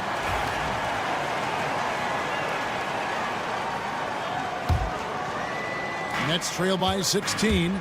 Down on the block, it's Johnson with Claxton.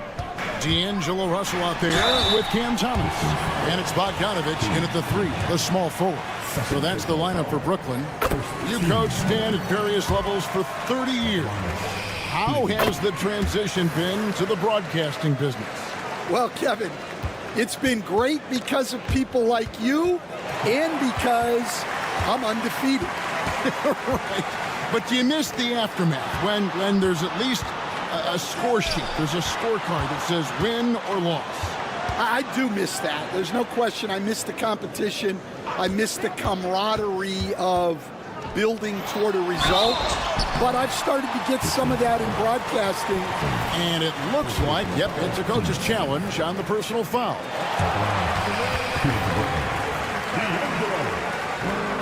Some of the more difficult calls to make.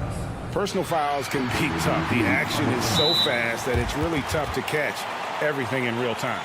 The wonders of technology. We've seen replay reviews so effectively, and involving the coaches by being able now to challenge like this is something a lot of people have been hoping for.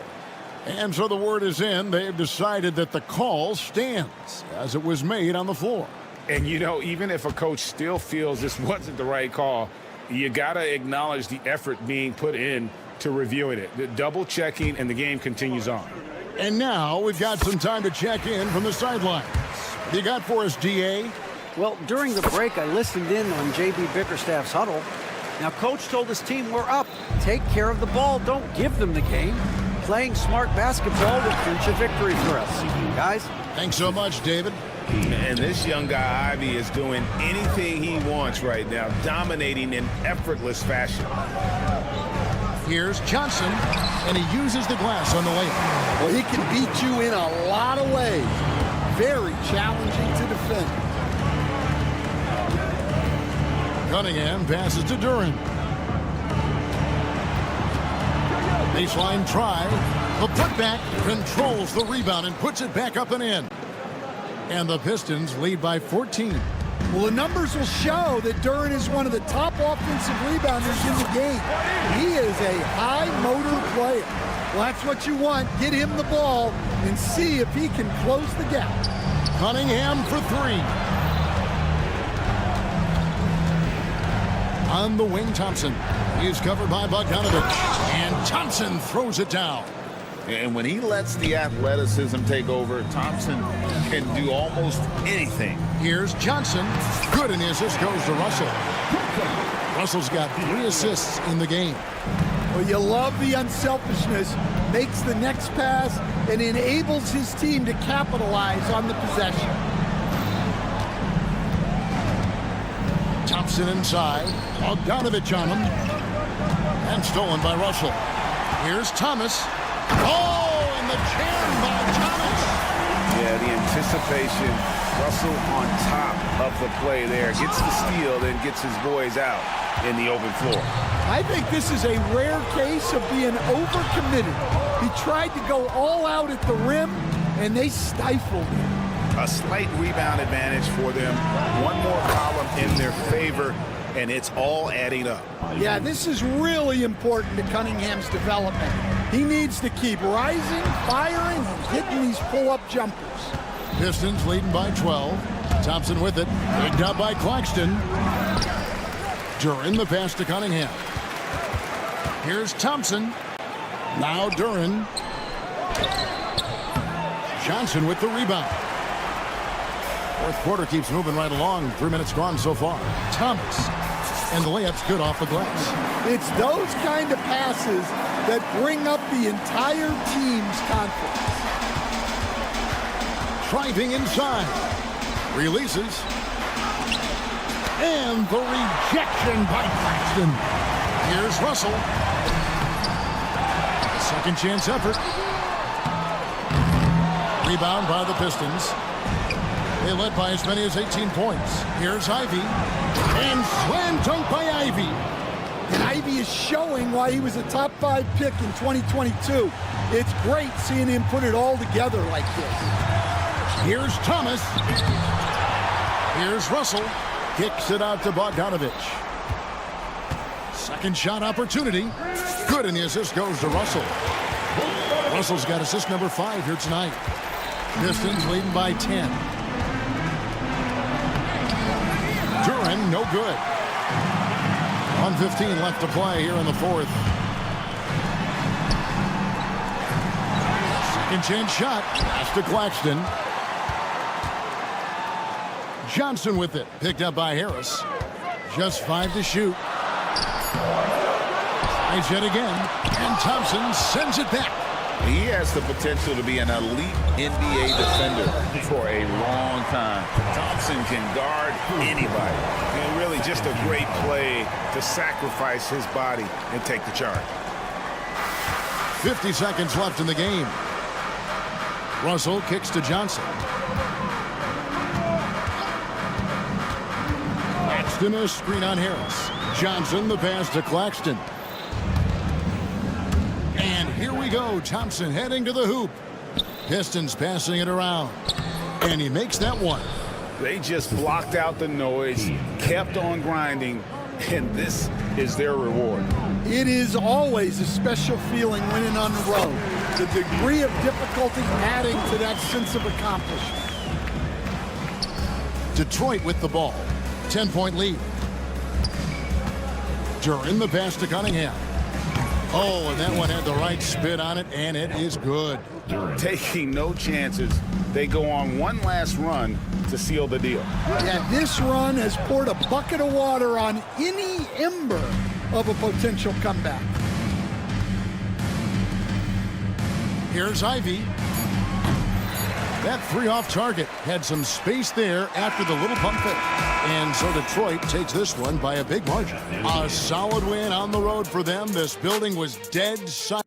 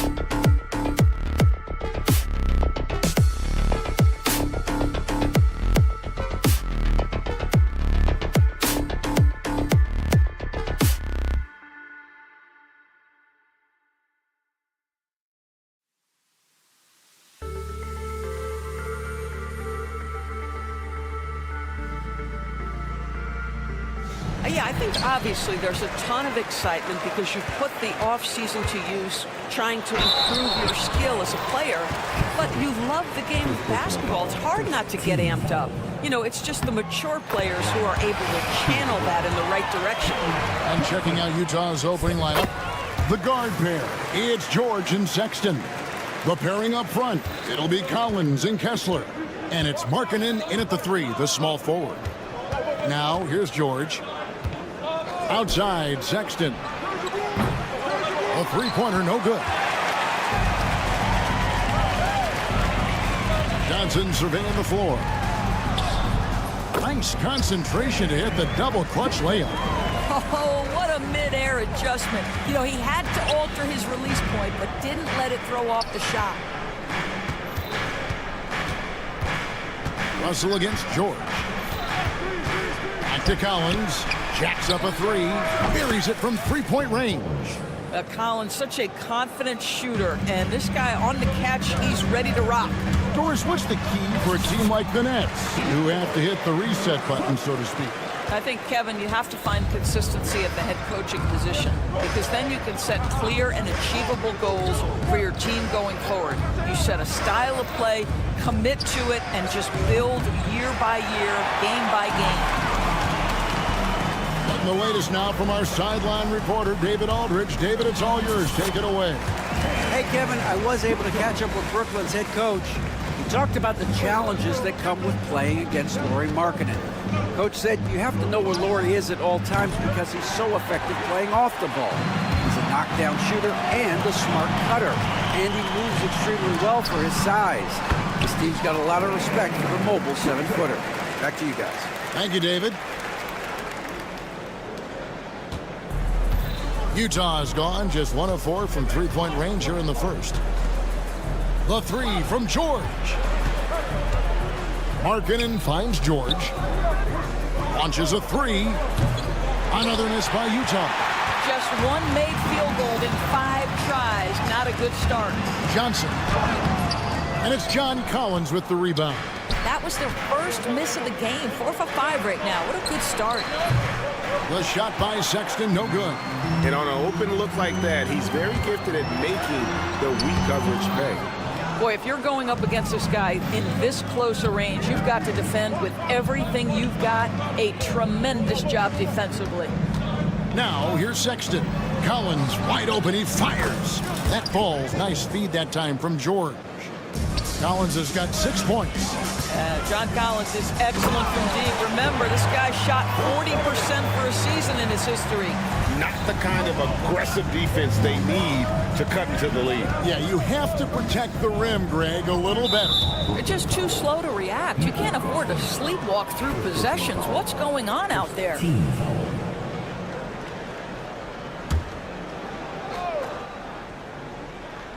And in this first quarter, about 3 minutes played. Really having a difficult time getting anything to fall. Excellent D there by Johnson. Here's Russell. Collins with some nice D. Well, this is the kind of shot we've come to expect him to make. He's got to be upset with that one. Sexton the pass to Kessler.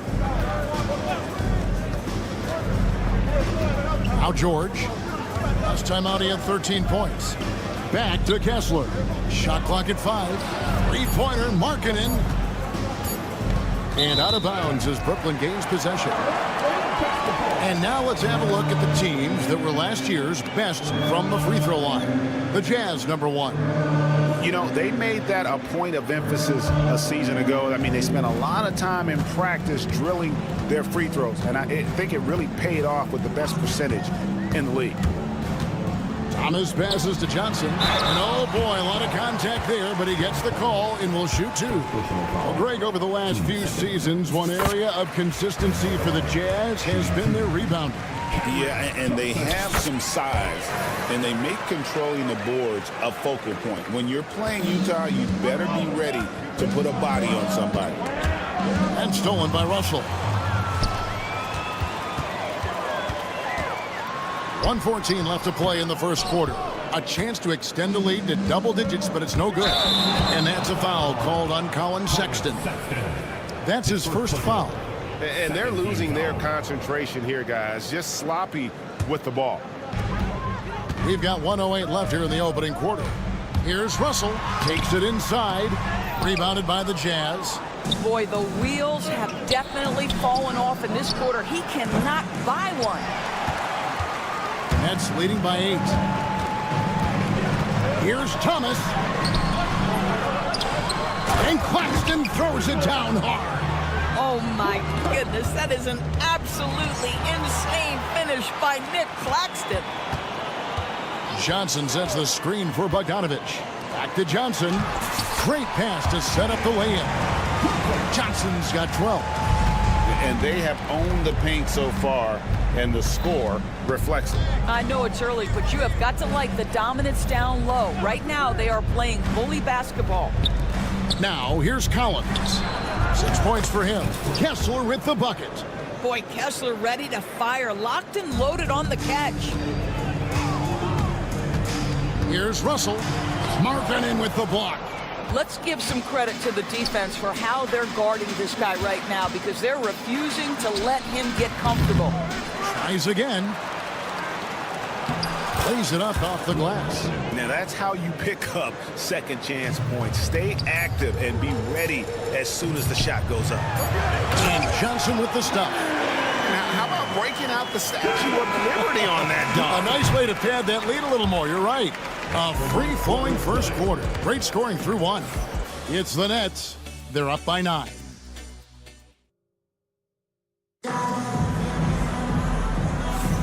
And we resume our Valentine's Day broadcast. Glad to have you with us. And a look at how the offensive approach has been going here so far for the Nets. And they've set the tone from the jump. They're looking to pound it inside and score in the paint. Yeah, and in addition, their ball movement has really unleashed their offense. Boy, they've been fun to watch. Down on the block, it's Johnson with Claxton. Cam Thomas is out there with Russell. And it's Bogdanovich in at the 3. So that's the Nets 5. I'm sorry, that's poor defense down low again. It's been a mismatch thus far in the paint. DB thinking about Cam Thomas. When he gets on a roll, he is tough to stop. Kevin, he reminds me a little bit of the microwave Vinnie Johnson back in the days of Detroit. When this guy is hot, get out of his way and let him do his thing.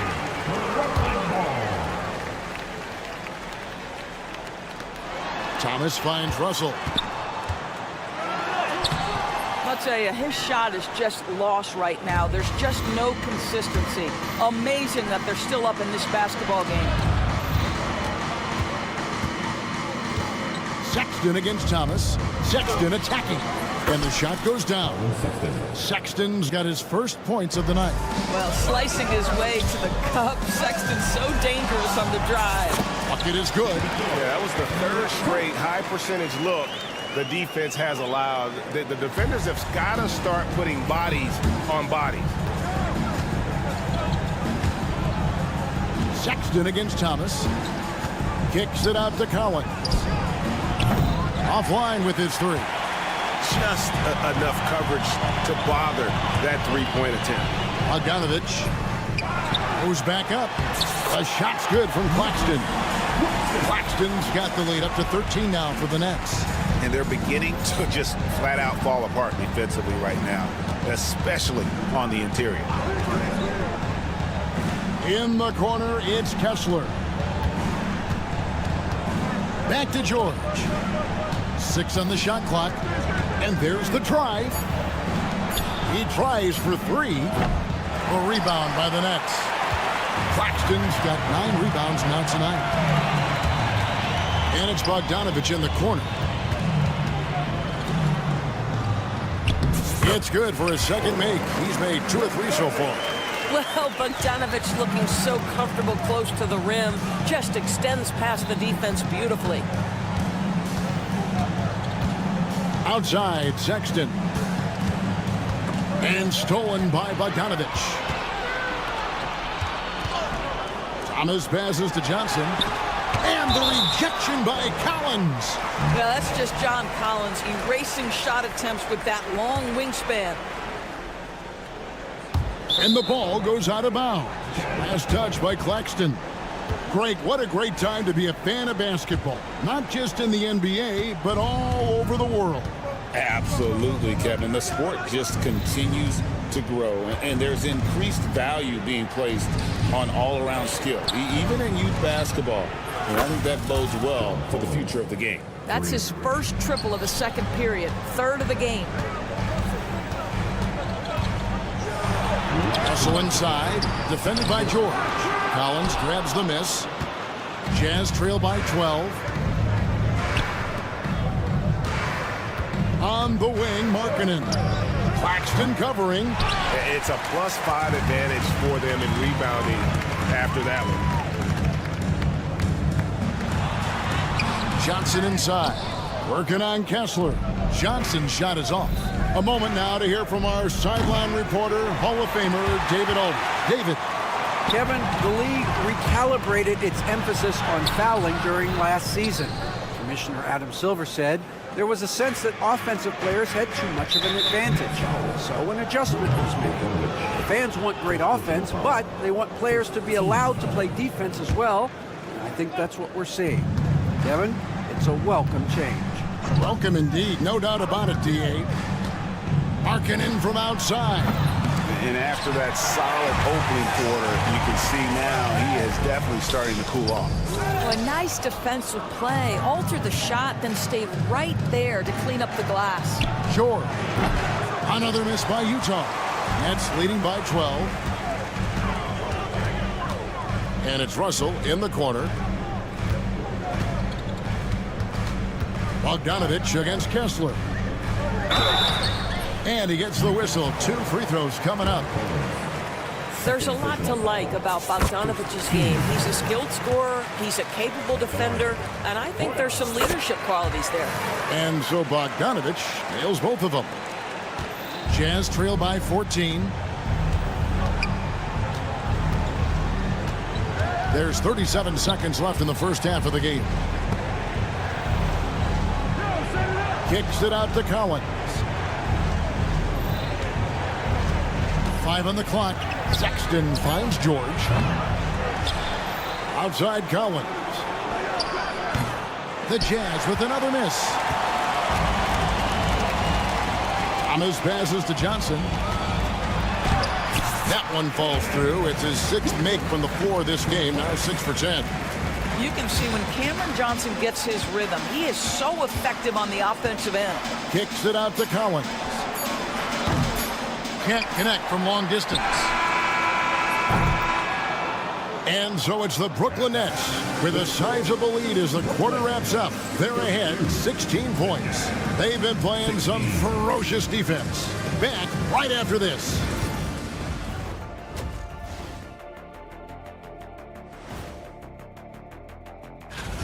That one gets going at 7 p.m. Eastern.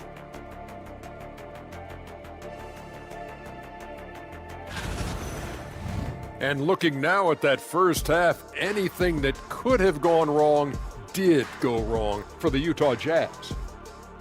Thank you for being with us.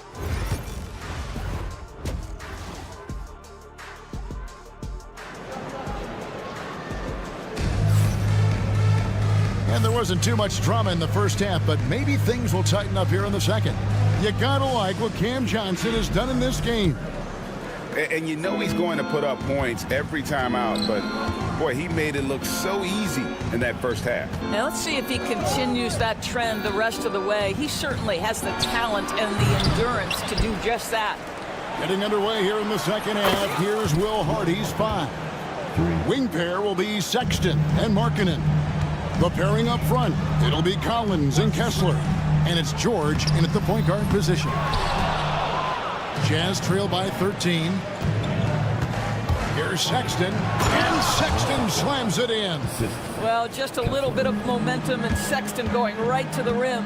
BB, one thing about Kessler, he will challenge anybody at the rim. Wow. There's no question, Kevin. Walker Kessler is one of those guys who's not afraid to get dunked on. He is a rim protector of the highest order. He's going to win some, he's going to lose some, but he's always going to try to do his job. And Utah has possession. Kicks it out to Collins. Kessler setting the pick for Collins. Pass to Kessler. That three off the mark. Brooklyn leading by 13. Here's Johnson. Good, nice job down low. Utah has gone 1 of 2 from beyond the arc since coming out of the break. Outside for Sexton. And here's Collins from outside. The basket good off the assist from Sexton. Collins has got 12. What a night for John Collins. This guy is so skilled, and when he's rolling, the defense has to feel a little bit helpless. Not a lot of resistance on the inside, and they're taking full advantage. Here's George. The rebound by Sharp. For Brooklyn, they've gone 3 of 4 so far in the third quarter from the field. Pretty good start to the half. And there's the call on John Collins. That's his third foul of the game. And really, these are some of the toughest calls an official has to make. Wilson up top. Well, tremendous job by Markkanen defensively. Use your size to make it tough on that offensive player. Count that one, and the Nets' lead has been cut down to just 12 points with the basket from Sexton. This guy can do so much for you on the offensive end, and that is why his number gets called time and time again. Oh, great production on the interior right now. 8 straight from inside. George against Johnson. Collins, a screen on Melton. Sexton kicks to Markkanen. 4 on the clock. And he hits it just before the shot clock expires. Markkanen's got his third bucket of the night. Markkanen doesn't allow that clock to speed him up. Just stays calm, gets into a shooting motion. Nicely done. Jazz trail by 12. And now here's Markkanen, the fast break chance. Last 2 minutes to play. Third quarter. Collins looking around. Kessler finds Collins. Looking for Sharp, and he gets it there. Here's Watford. Drops in the layup for 2. Watford's got his first 2 points of the night. Quick job of getting up the floor and creating early offense. You don't give the defense any chance to set up. Sometimes you just love an easy look. Count that one. Boy, contact from the defense, but Mr. Kessler just powers right through it. Shot's good by Wilson. Wilson's got 4 this quarter. Man, have they been effective at getting the ball inside. Here's George. No scoring in this one. Wilson grabs the board. Oof, this has been brutal. I mean, he still hasn't made a single shot. No wonder they're struggling. Pass to Kessler. That's going to be over and back. Not watching for the line that time.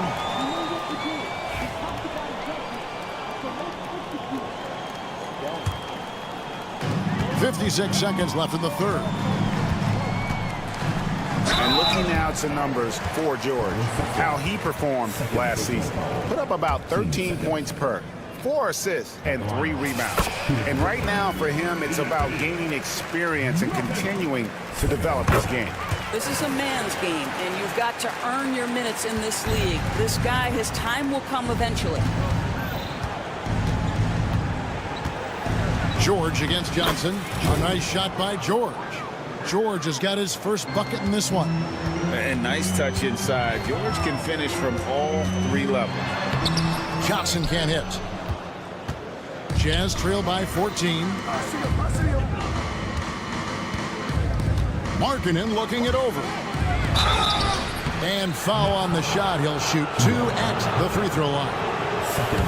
That's on Keon Johnson. How about the up fake by Markkanen? Gets the defense committed. Once they're leaning, turn the lights out. He is so good at drawing contact. And a new group out there on the floor for the Nets. This is what makes him a challenge to stop. He will beat you from the floor, and he can also beat you from the line. 2 seconds separating the shot clock and game clock. And they pick up 2. Boy, that's a backbreaker. Takes it right into the rim and extends their lead. You want to make sure your opponent knows they have absolutely zero chance of a comeback, and nice finish by him. It's good, and the Brooklyn lead is cut to just 11 points in the basket from Sexton.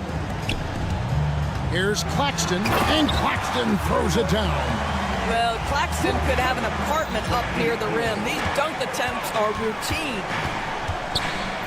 George passes to Kessler. Got it up. And that would have counted, but his shot was off the mark this time. Well, through 3 quarters of play.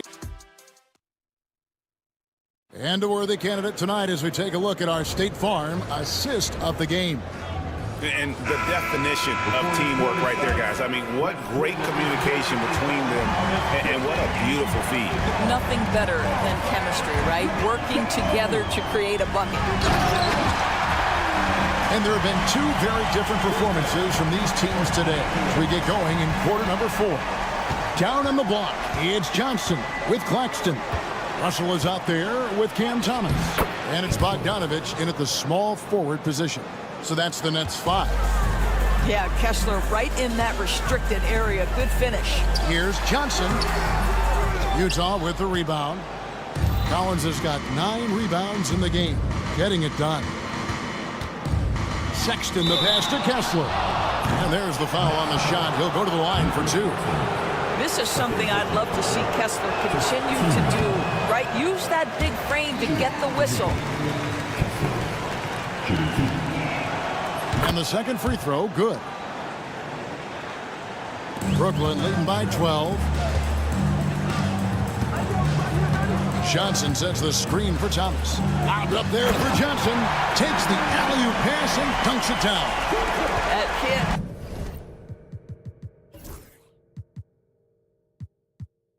Any easier. Mr. Johnson with the vertical. And here's George for 3. Johnson with the rebound. Johnson's got his 6th rebound on the night. I'd love to see them impose themselves a little more on the backboard. That's a great way to find confidence. Always a surefire way to get back in the game. How good a playmaker are we watching? Always leading, always trying to create for others. Collins setting the big for George. The rebound by Johnson. Johnson's got 7 rebounds in the game. You know what? He's just stone cold right now. Really not sure if he's their best option offensively as they try to get back in this game. And they're scoring much more efficiently here in the second half, and they've gotten that field goal percentage above 50. Collins, a screen on Claxton. Kicks it out to Collins. Another miss by Utah. The Nets have gone an outstanding 4 of 5 from the field in the 4th quarter so far. Good on the bucket. Johnson's got 24. Yeah, they're going to have a nice little run here. Kessler passes to Collins. Markkanen from outside. Rebound, Brooklyn. Brooklyn with the ball. They've got an 8-0 run. Johnson dishes to Russell. We've seen the NBA feature several overseas games, Greg, the last couple years. Always growing the sport, aren't they? And I know the fans love it. And nothing quite like seeing an NBA game in person and expanding that opportunity, always a plus. So Utah ends up going with the new group. Jazz trail by 20. They need a good offensive possession. Yeah, they've gone a long time without a bucket. Collier, that's good. Yeah, the D has not been able to keep the ball out of the paint at that end of the floor. And so often, we'll hear talk about how many rings a great player has. Doris, do we emphasize that maybe too much? I think, Kevin, first and foremost, a great player is great no matter what. This is a team sport. And a player doesn't have control necessarily of the parts and pieces behind him or the organization within which he's trying to succeed. Titles matter, certainly, there's no question. And it's great fodder for fans, but it's not how I define a great player. Softly drops in the floater. Well, the touch and the focus, what a pretty move in the lane. And it's Johnson. That time on the assist by Russell. Russell's got 6 assists in the game. Here's Collier. Pass to Hendricks. And Utah again with the bucket. Nets leading by 16. Here's Claxton. Hendricks pulls it in. Utah's gone 0-3 so far in the fourth quarter from long range. Offensive rebound. Lebowski passes to Collin. Hunter. Off target with his three. Greg, their unselfish play has really been impressive. They're trusting one another out there, wanting to get each other involved. This is great basketball. You know, Doris, we know how physical the NBA is, but can you talk to the importance of mental toughness as well, and what it means for a player? Kevin, I don't think a player can be successful in the NBA, and certainly a team cannot, without some level of grit and mental toughness. And what does that mean? How does that manifest itself? It means handling adversity. It means overcoming a key injury. There's a toughness required to be amongst the smartest, most resilient players or teams in the NBA. And this is going to end in a lopsided victory. I love the tenacity and aggressiveness, as well as the ability to close. You really got to give it up here for the Nets. The biggest factor tonight had to be their great shooting. They shot much better than the other two. Yeah, they were working hard on both sides of the floor, but that sky-high field goal percentage, plus the pressure defense to force the other team into a lot of misses. Love the effort tonight. And it'll go down as their first official win of the new year. Well, at least they're going to salvage a game from the season series after losing the first two. And you know, looking back at all the contributions tonight, it was a really phenomenal all-around game for Johnson. Just an outpouring of points from him. Nobody could do much to keep him from dropping it in. And here are the Nets. They're on a 14-6 run. It's Claxton with the drive, and Claxton throws it down. Making every effort to put this game on ice. Well, just terrific teamwork. Each guy doing his part. You love what you're seeing from them tonight. Here's Johnson. That ball. Nice feed that time from Bogdanovich. They made the most of their opportunities, looking comfortable and locked in throughout the night. What an impressive performance, to say the least. At this point, it looks insurmountable. Collins passes to Markkanen. Here's Kessler. And so it's Brooklyn easily grabbing this one. And the outcome of this one was never in doubt. And boy, they really put in a...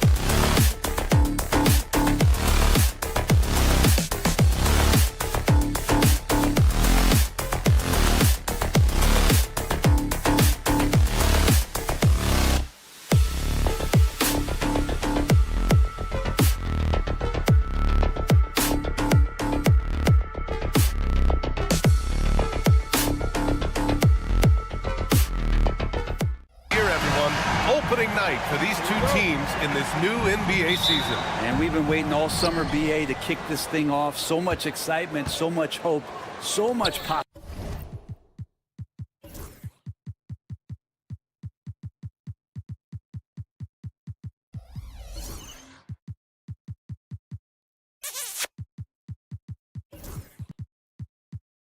possibility. I'm sure both of these teams are going to come out with a lot of jitters and nervous energy, but we're going to settle in. And we're going to see the highest level of play right in front of us. It's time for the NBA to get it started. So here are the Jazz starting five. Collins and Kessler there in the middle. Sexton and Markkanen out on the wings. And it's George in at the point. Now here's Markkanen. Sexton looking around. Stolen by Ivy. Oh, and that one, no question, powered it down. Oh, rocketing off the floor. Ivy using all of his athletic ability on the jam. Markkanen outside. Collins with a screen on Thompson. Markkanen with it, now guarded by Harris. Thompson with a steal. And the Pistons pushing it up now. Oh, George with a steal. Collins finds Sexton. Back to Collins. Thompson pulls it in. Here's the Pistons with the ball. Here's Ivy. Oh, he missed it. Making him 1 for 2 now. To the paint. Here's Kessler. Ooh, good finish at the rack off the slick feed. The defensive effort was lacking a bit, but hey, give him credit for finding a weakness there. Just really smart basketball and exploiting whatever holes that he's seeing right now in the defensive squad. And that's what you get with Cunningham running the show. It's George on the drive. Kessler, a screen on Harris. Collins passes to Kessler. Oh, stolen by Harris. Here's Cunningham. Missed inside. Right side, Sexton. Here's Kessler. And he was fouled while in the act of shooting, so he'll take 2 free throws. Cade Cunningham picks that one up. All right, guys, let's get your take on the hustle stats for the Pistons. I must say their defensive intensity has been impressive so far, really making it hard for the offense to hold on to the ball. Sometimes the offense can be keyed by just quick possession. So you get a steal and you can get out in transition. They seem to be very focused on that end of the floor. And make no mistake, Cade Cunningham is the engine of this team, Graham. Man, his vision and playmaking are crucial to the offense. Coach trusts him to make the right reads and set up his teammates. He has cut down on mistakes and is rounding into an elite point guard. Detroit leading by 5. And let's swing it over to the sideline and hear from Allie. I briefly spoke with J.B. Bickerstaff, and I took the time to ask him about his strategy for Lauri Markkanen, and he said, we know he's going to hit big shots and be physical on the floor, but we're going to make him work for everything tonight. I hope we can test every shot that he takes. Hope and hard work. Can't ask for more than that, guys. Appreciate the report, Allie.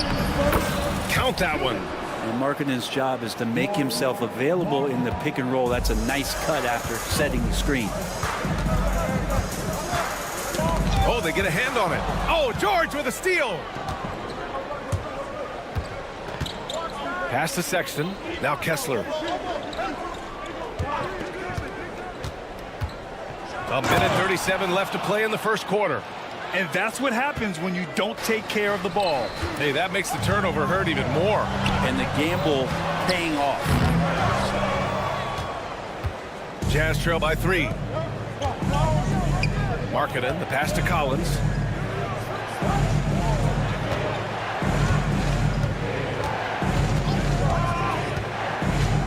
Drives to the hoop. And Collins with the slam. And Collins just has that incredible burst off the floor and soaring that time. Here's Harris. That one goes. Now he's 1 for 2. Just owning the painted area. If it's working, no need to change. To the middle. Here's Collins. And Collins with the slam. Elite passes like that are so hard to defend. He never had to break his stride. So full speed, 2 points. Thompson outside. Ivy passes to Thompson. Duran with a screen on Markkanen. Thompson softly drops in the floater. The athleticism of Thompson showing up right there. I mean, just explosive off the bounce. For three, George. Detroit with a rebound. Harris on the wing. Against Chicago, he was really on his game. His touch has left him in this quarter. Nowhere close to the kind of output they need from him. George's shot is off. The Pistons lead by 3. And here's Ivey from the arc. The rebound by Markkanen. Collins against Duran. And the shot goes. Collins has got 6. Good execution. They're getting some short-range looks here. Ivey outside. And stolen by Sexton. That one doesn't drop. So at the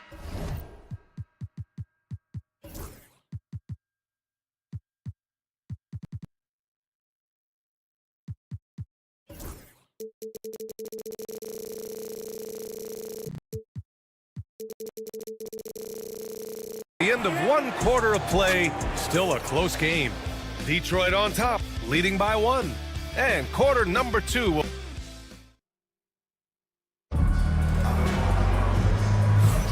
And as our coverage continues, happy Valentine's Day again to everyone out there. And guys, what's your take on the Pistons so far? Defensively, their gambles are paying off, jumping passing lanes and pressuring ball handlers. Just playing some real gritty defense right now, just getting up in bodies and forcing a lot of turnovers. Cunningham and Ivey work together as the backcourt. Down low, it's going to be Harris and Duran. And it's Thompson in at the 3. That's the group for Detroit right now. And here's Cunningham outside. Yes, and a nice assist from Thompson. Cunningham's got his 2nd bucket of the game. And Kate Cunningham's confidence from there is growing with every shot. Collins outside. And they come right back with their own 3-pointer. These teams are finding the range, showing a lot of confidence. It seems like they're going to find out who can make the deepest threes. Right now, it's a shootout. Any possession that ends in a shot from that range after a good player and ball movement, that's a good one. Fires the 3. George, and that's good. And this game is tied up now. And there's a nice rhythm to his three-point shot. You know, George has a confident stroke. Ivey outside. Pass to Thompson. They get it back. Now here's Cunningham. Goes back up. And he was fouled in the act of shooting. Opportunity for a 3-point play here. I love Kate Cunningham just playing this way, an electric player when he takes advantage. And he's got his first opportunity at the line here tonight. In their previous game, he simply couldn't miss from the line. And Brent, 2 of the best athletes in the league are brothers, Asar and Amin Thompson. These guys are absolutely off the charts in terms of their elite ability to get up off the floor. And Asar came in a little less heralded than his brother, but he might have a slight advantage in a very important category, and that's shooting the ball. Forcing the issue, Markkanen. And Markkanen really that time going strong. Detroit has gone 1 of 2 from deep in the 2nd quarter. And it's 6-10. Jalen Duran is an incredible athlete for his size. Yeah, he's got a lot of bounce, which helps him as a rim protector, rebounder, and lob threat. Plus, he's got quick feet, and he's able to guard smaller guys on the perimeter. The Jazz making a switch here. Hendricks is checked in. Yeah, as of right now, Jalen Duran kind of seems like a classic big man. He can block, he can rebound, and he really focuses on finding close-range looks. And let's send it over to Allie LaForce. Hey, Brian, John Collins is fitting nicely on the Jazz, and Coach Bill Hardy said he's given us a huge lift on the offensive end. He's a tough cover, the way he's able to mix up popping and rolling. The defense can't prepare for just one thing. It makes him a dynamic threat. Able to score on multiple levels, Allie. Thank you. Detroit leading by 3. Cunningham with the ball, picked up by Sexton. He was all alone on that one. Cunningham's got 11 points. And he was dominant in their last outing. And the same thing here tonight. He is in a terrific groove right now. Seems to be nobody standing in his way, no roadblocks for him to get to his spot, capitalize, and continue to be aggressive. Oh, man. Oh, my He had the runway. And he let it rip. Nice. Flying high, Asar Thompson. I wish I still had hops like that. George passes to Collins. And another miss by Utah. The Pistons have gotten 5 of 7 shots to fall in the second. Shots good by Thompson. They're not messing around. 5 of their last 6 buckets have come from the interior. Can they get it? And there's Collins on the assist by George. He's got 11. That's the guy you want with the ball inside, as Collins' ability to rise up will produce some points. Cunningham passes to Ivy. Kicks it out to Cunningham. Cunningham on the wing. This one for 3. Utah grabs the miss. And he probably thought he was going to bury that one. Pass to Kessler. From deep. Collins with a screen on Harris. Kessler passes to Collins. Count that one. He's scoring at a nice clip. He's 6 of 9 tonight. Interesting night where you're getting this kind of production from Collins. They're going to lean on him a little bit more now. And he takes that one up and powers it through. He put a little flair on that one. Yes, he did. Man, he's a strong finisher, huh? Nice shot by George. George has got 5 points. Just a gutsy play by George inside, finding the close range look. Durant, the pass to Thompson. Oh, Kessler with the block. Tries again. Harris misses. Probably not the shot that was drawn up for that possession, but you can't pass it up and you can't knock it down. 6 seconds separating the shot and game clock. Well, his poor shooting is a big reason that they're staring at this deficit right now. He needs to get on track if they're going to find a way to win. We're beginning to see this more and more from Harris, just taking what the defense allows, and that time finding the wide open man. Kicks it out to Collins. Pass to Sexton. Gets it off. Oh, it would have counted had it fallen, but it is offline. And so it's Cade Cunningham making things happen for Detroit. 8 points in the quarter, showing how effective he can be. Back after this.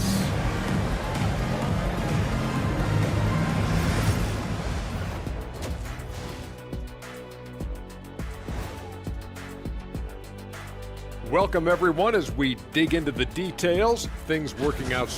They've had a lot of success in transition, running for their lives like a turkey in November. Bark, bark, bark. I don't know that. And now, not a bad time to take a look at the schedule ahead. And that'll do it for us. Thanks for stopping by.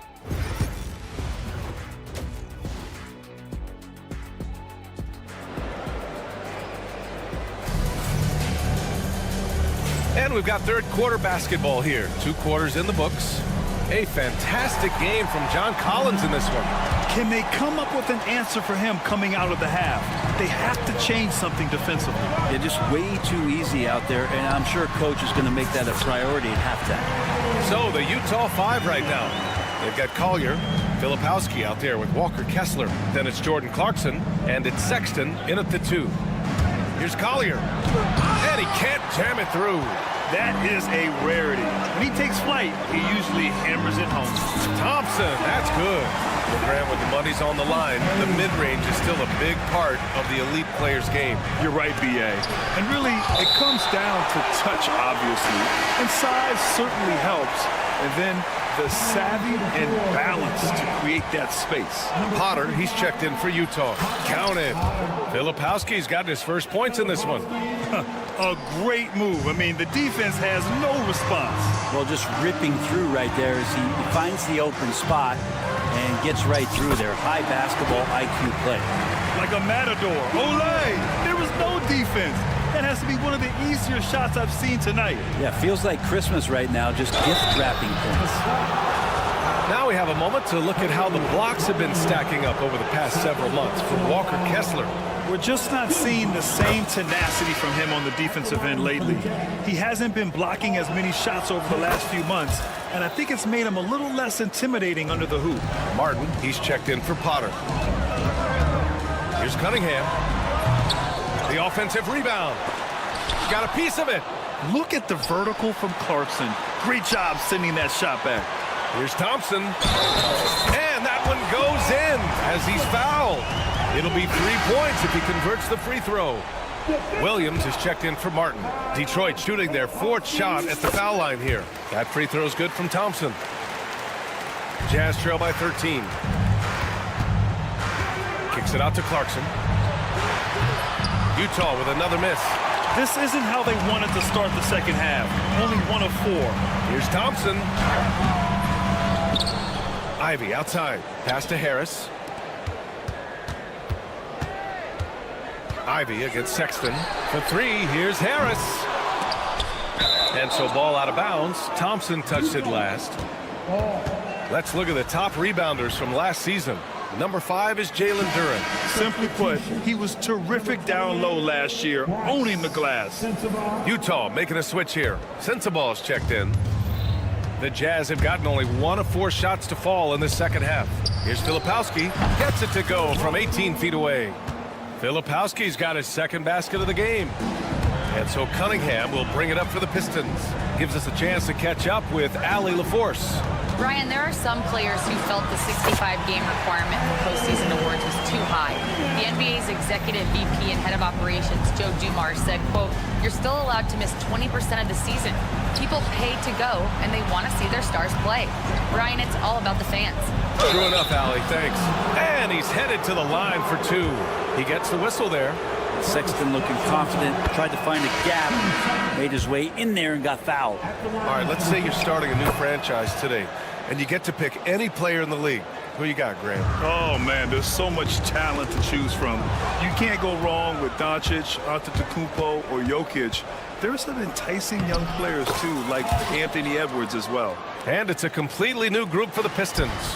Where's the rim protection? That's just too easy for him. Fontecchio outside. Off target from 3-point range. Jazz trail by 9. In transition, here come the Jazz. They get the rebound. Pass to Collier. Markkanen outside. Down to 5 on the shot clock. Another shot. The Pistons clear it. Right side, Hardaway. The rebound by Markkanen. The Jazz have gotten just 3 of 8 shots to go in the 3rd quarter. On the wing, Sexton. Here's Collier, defended by Hardaway. Sexton lays it up and banks it in. Too easy that time. Sexton sniffing it out and then getting to an area on the floor that made that one easy. A minute 31 left in the 3rd quarter. Hardaway, the pass to Schroeder. Nails it from beyond the arc. And the Pistons lead by 10. Kind of like playing in the rec league, little to no defense on that possession, and the easiest 3-pointer you can imagine.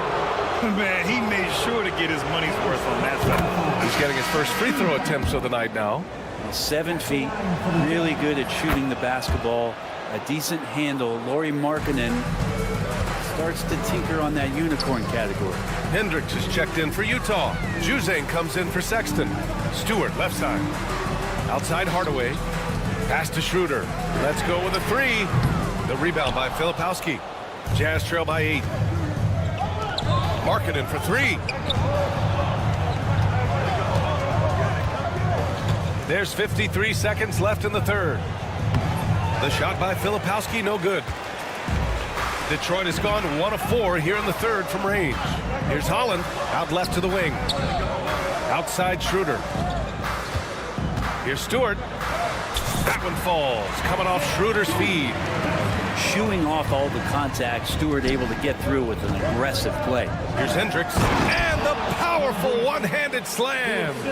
Hey, kept it simple. No reason to get fancy right now, B.A. Yeah, he's just looking to find shots and produce for his team. 6 seconds separating the shot and game clocks. And here's Schroeder outside. Sends it home from 3-point land. Schroeder's got 6 points in the quarter. Down low. Here's Hendricks, and he jams it after taking the nice feed on the run. Such confidence as a passer. He hits guys in stride. It makes it look easy. Hardaway on the wing. And Detroit another three. Their strategy has been pretty simple here in the second half. Attack from three-point range. Maybe trying to find a little bit more space and ball movement to get guys open at the three-point line. Incredible. It sometimes falls to the point guard to be the offensive catalyst. Seems like he always knows when his squad... Well, through 3/4 of play, down double digits. It may be difficult to overcome. Pistons ahead, leading by 10. We've got more hoops coming your way in just a minute. All right, let's take a look at our assist of the game presented by State Farm. This is the definition of team chemistry. I love to see this kind of communication and connection between teammates leading to the perfect balance. The coaches talk about it all the time, but to be able to play with that kind of feel, nice play, collaborating, improvising, and organic. Fourth quarter action is upon us. Thanks as always for joining us. They've got Tim Hardaway, Isaiah Stewart out there with Holland. Then it's Dennis Schroeder, and it's Fontecchio in at small forward. That's the group for Detroit right now. Duran finds Thompson. Utah grabs the miss. He creates such a great opportunity right at the rim, and he just can't get it to go. Even with the defense not really a factor. And a closer look here at the hustle stats for Detroit. Well, their D has been a major story tonight. I mean, those steals and putting pressure on the ball, clogging the passing lanes, impressive. Well, if we add another thing to it, it's about the urgency they've played with. I mean, you look at the eyes of these guys. They're focused, wanting to get up tempo, and that's helped them score on the fast break. Here's Cunningham. Utah grabs the miss. Filipowski's got 4 rebounds now.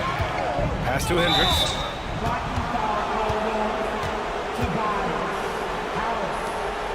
Kessler, he's checked in for Utah. Collins comes in for Hendricks.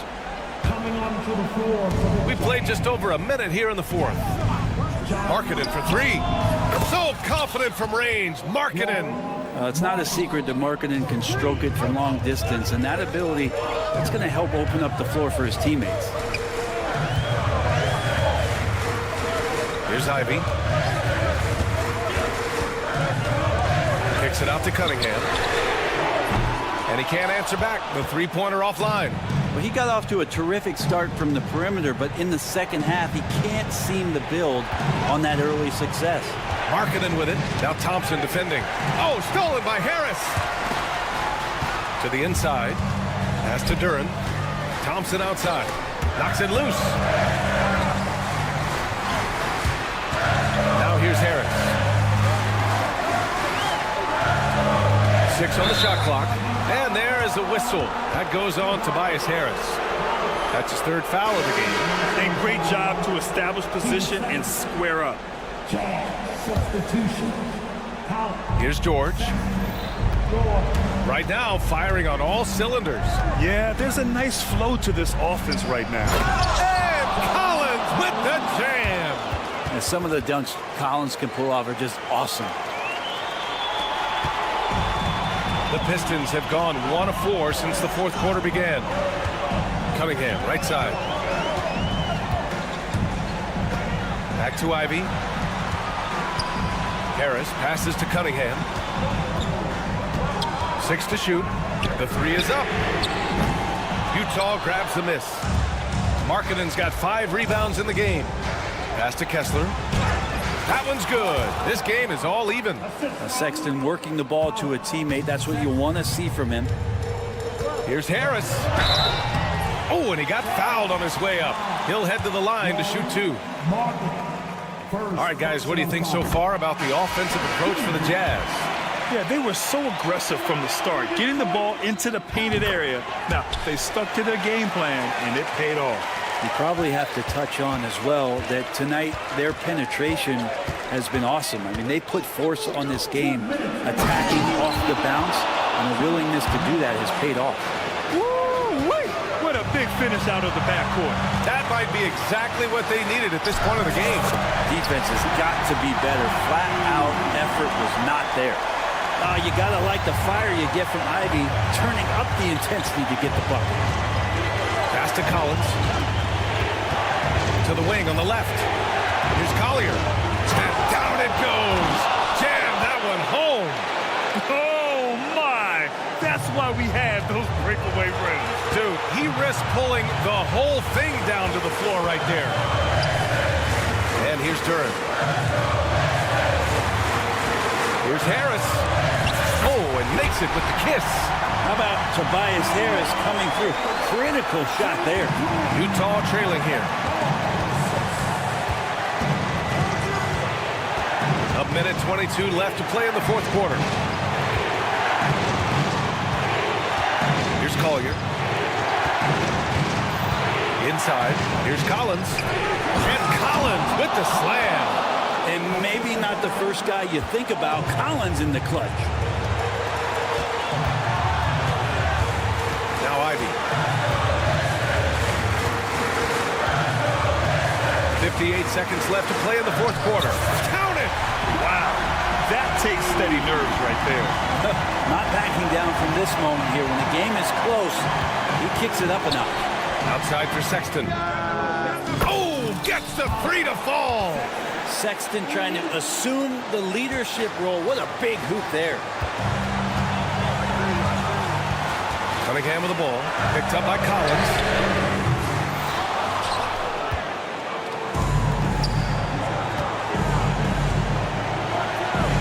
Seconds left to play in the fourth quarter of this one.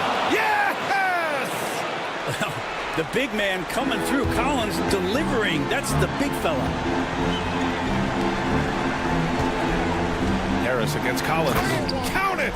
Tobias says, I'll take you home. There's 21 seconds left in the fourth quarter. They'll probably slow things down now. Burn the clock while you have the lead. I like that. Outside. Oh, no good! And if you can't force the turnover on that play, then that's not a bad foul. He hits the first one, and that ties this game up. All right, the Jazz making a change here. Can knock it down, and they really needed that one. Shaking his head moment there. Had a chance to put them out in front, but at least they're tied up. Time expires. We're going to overtime. We'll get right back to the action when we return.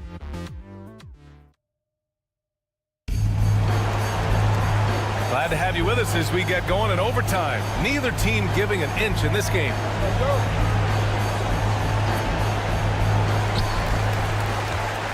Isaiah Stewart out there with Holland. Then it's Tim Hardaway. Then there's Simone Fontecchio. And it's Schroeder in at the point. Hendricks no good. Detroit shooting around 53%, a nice number. And he lobs it up to the rim. Nice touch on both ends of that alley-oop. Hey, when he let go of the pass, I had no idea what he was going for. George, good.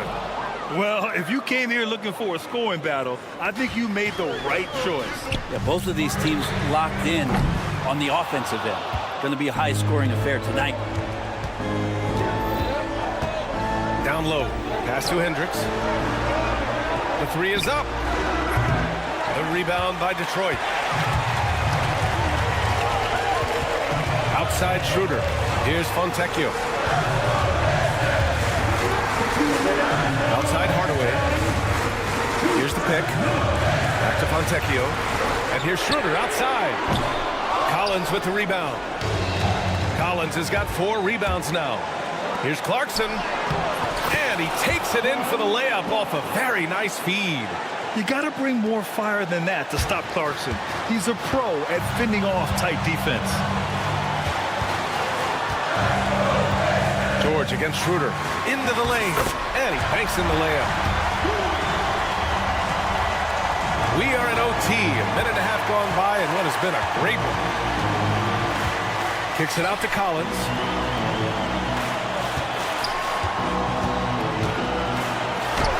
Good. He's taken 13 shots. He's drained 10 of them. Fantastic production. He can be an effective slasher. Collins familiar with finishing through defenders. Hardaway on the wing. He's covered by Clarkson. Takes the three. Hardaway, no good. Utah leading. And for some reason, he decided to foul there. Yeah, B.A., that's an odd move. Maybe there's something else behind it.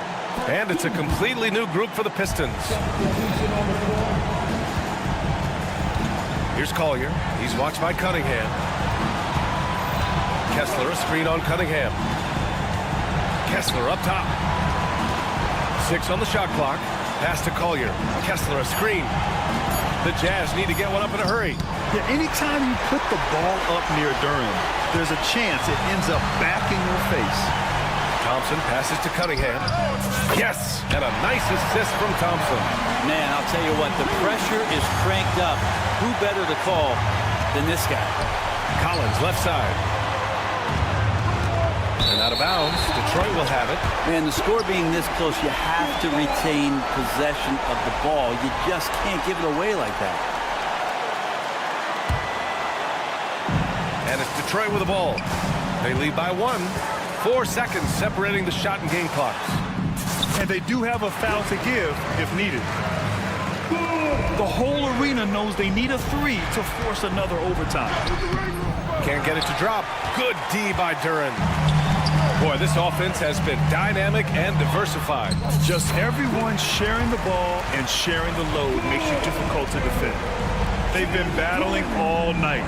Now they're on the brink of putting this game away. No, great job of getting in position to win a game. It's been an all-out effort from the squad. Pass to Markkanen. Cash! He kicks it out, takes advantage of the open space. That'll leave a defense scrambling. So it's a narrow victory for the Pistons.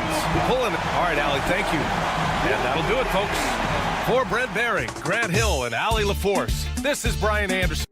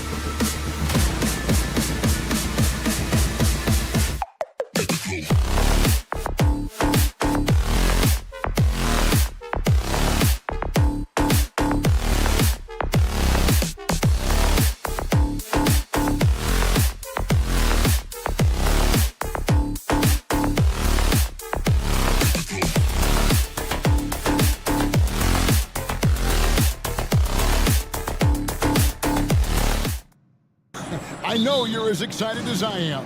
I sure am. Finally, Kevin, we get some games that count. We've been waiting months for tonight, and I love how at this point, everybody has playoff aspirations. A lot of optimism, isn't there, Coach?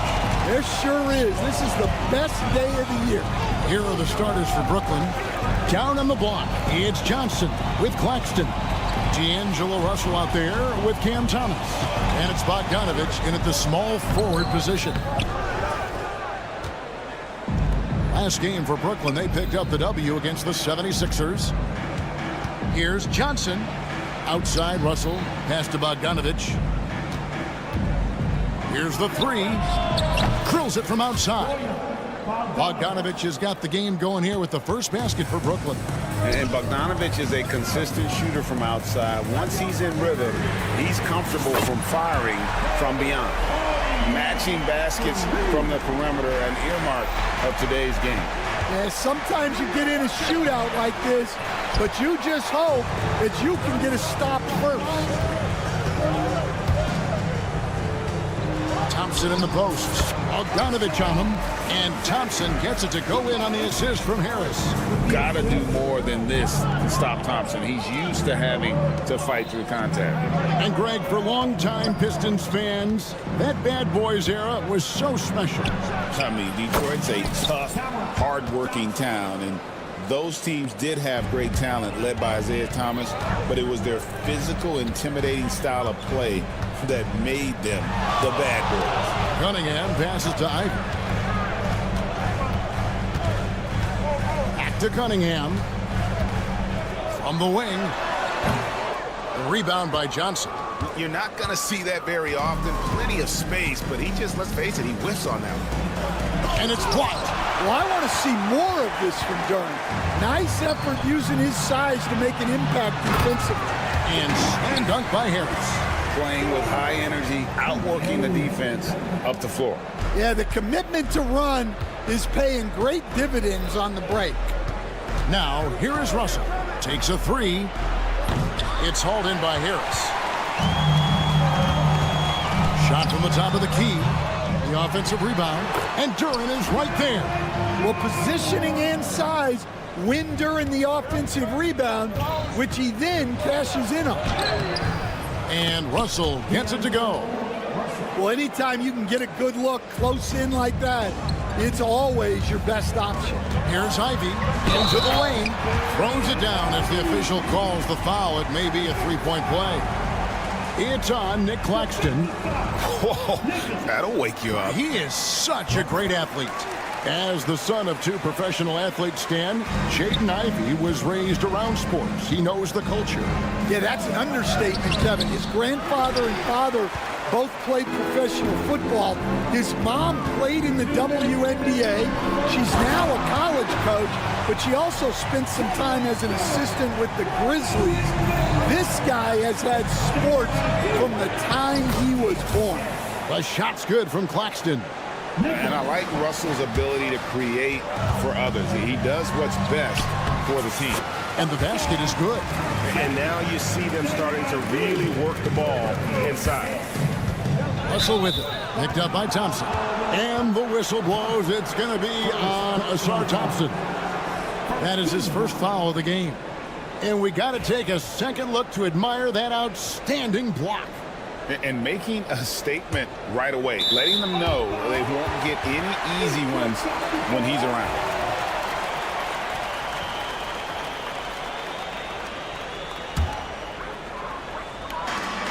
.133 left to play in the first. That one a tad offline to the right, but drops in for him. Cunningham's got 5 points so far. Here's Claxton. Here's Johnson. And the shot goes in. And I like to see this. They're calling his number early, and he's delivering. Yeah, well, his offensive contributions are going to be very important in this game. So it's good they've already got him in a rhythm. Here's Ivey. A rebound by the Nets. Russell feeling it out a bit. Johnson sets the screen for Russell. Good on the triple. 5 points in the game.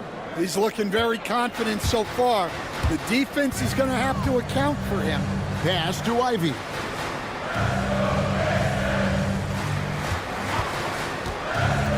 There's the lob to Durham. Up high to stuff the alley-oop. And smart pick and roll play by Ivy. He saw a chance to open things up for a teammate and took it.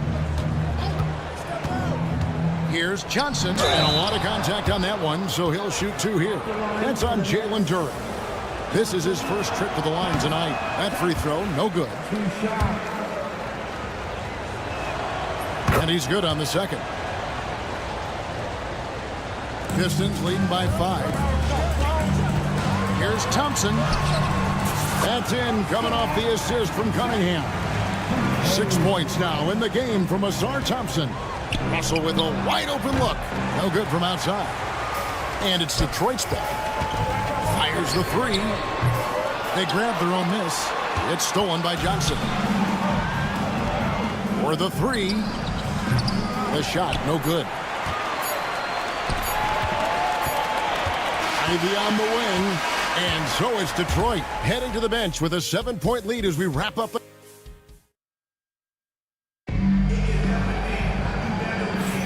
And we resume our Valentine's Day broadcast. Glad to have you with us. And before we move on, what do you guys think about what we've seen so far from Detroit? Well, they used the fast break to generate some easy buckets before the defense could get set. Yeah, they dictated the pace to this point, looking to run at every opportunity. Setting the floor for the Nets. Down on the block, it's Johnson with Claxton. Cam Thomas is out there with Russell. And it's Bogdanovich in at the 3 slot. And the Pistons with possession here. Following the 3-pointer by Brooklyn.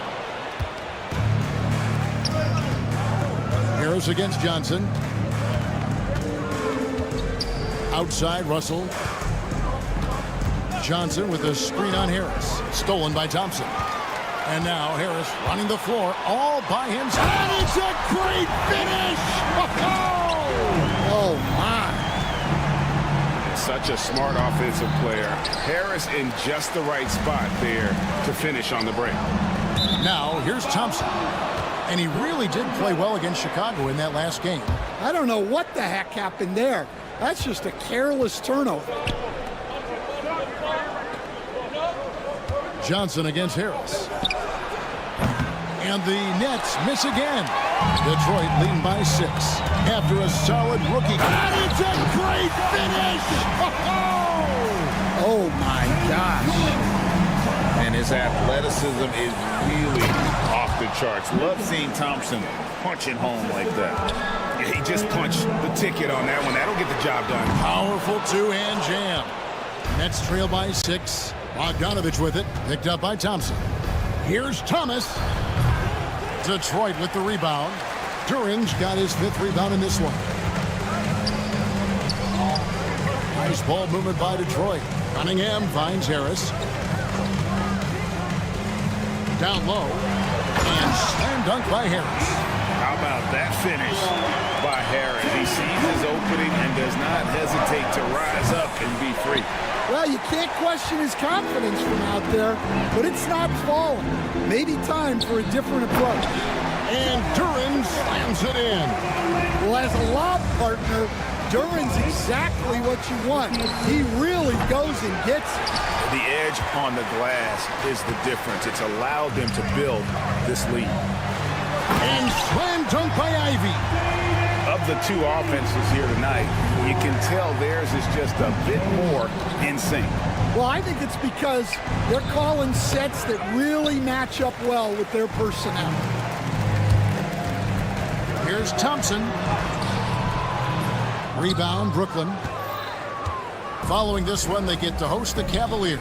That game is the first and last of their homestand. It'll go, and the Detroit lead is cut to just 9 points on the basket from Bogdanovich.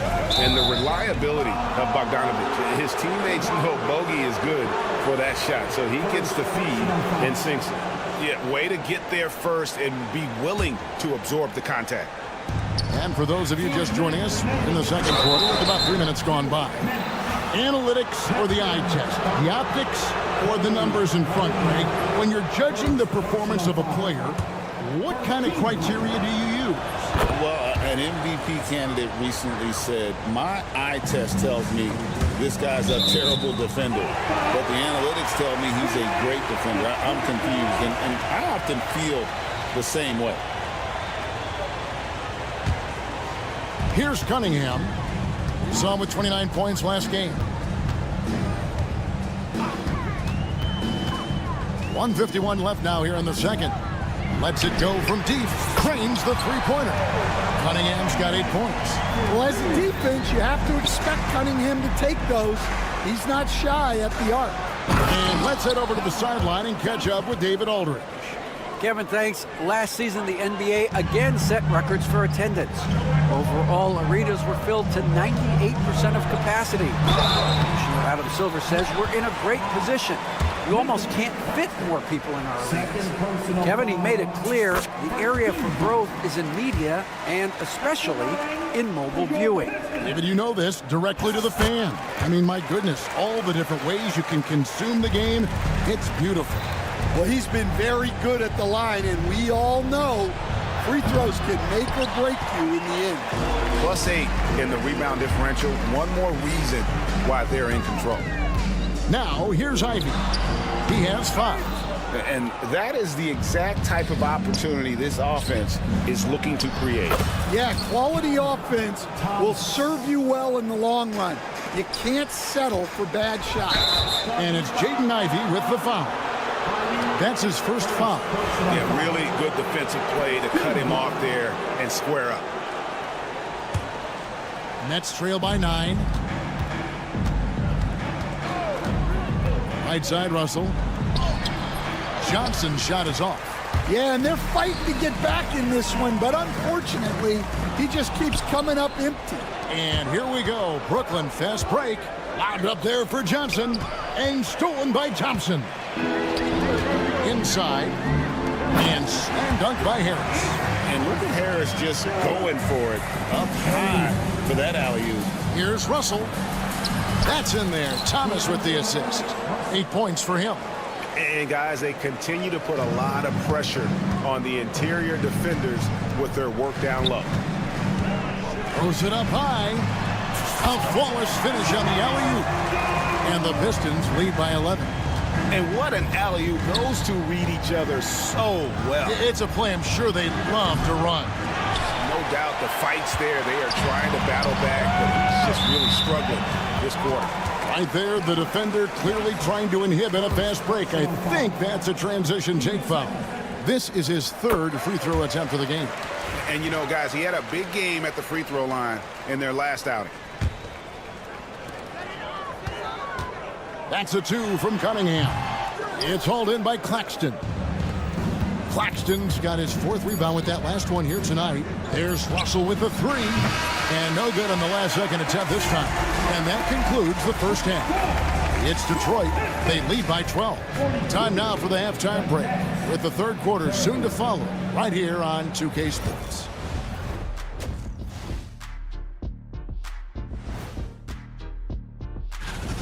Offensively, they can post you, drive it, run cutters.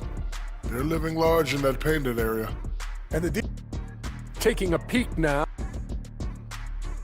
And that concludes.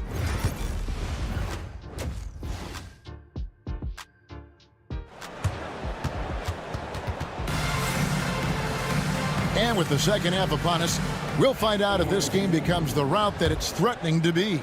We've seen a tremendous game from Harris. Yeah, and early on, he has been feasting in the paint, and you have to think they're going to keep feeding the big fella. That's certainly what I'd do. Until the defense shows they can stop him, ride the hot hand. Tim Hardaway Jr. out there with Dennis Schroeder. Then there's Isaiah Stewart. Then it's Simone Fontecchio. And it's Holland in at the 4. That's the group for Detroit right now. He rifled that one in from distance. Hardaway has got himself going with the triple, his first basket of the game. Screen by Watford. Johnson, the pass to Watford. Pass break Detroit. A finish. And finished off by Fontecchio. love the recognition. Realizes that one is all him. Yeah, beating everyone up the floor and finishes off the break. And he's going up for the alley-oop. Melton with the steal. Johnson, a wide open look. Off target from outside. Pistons leading by 17. Pass to Fontecchio. He can't hit that time. And what should have been a simple pass and finish ends up in a missed opportunity on that alley-oop attempt. Yeah, that just comes down to the timing being off between those two guys. And Howland gets it to go. And that bucket adds to what has been a big difference in points in the paint between the two teams. Pass to Watford.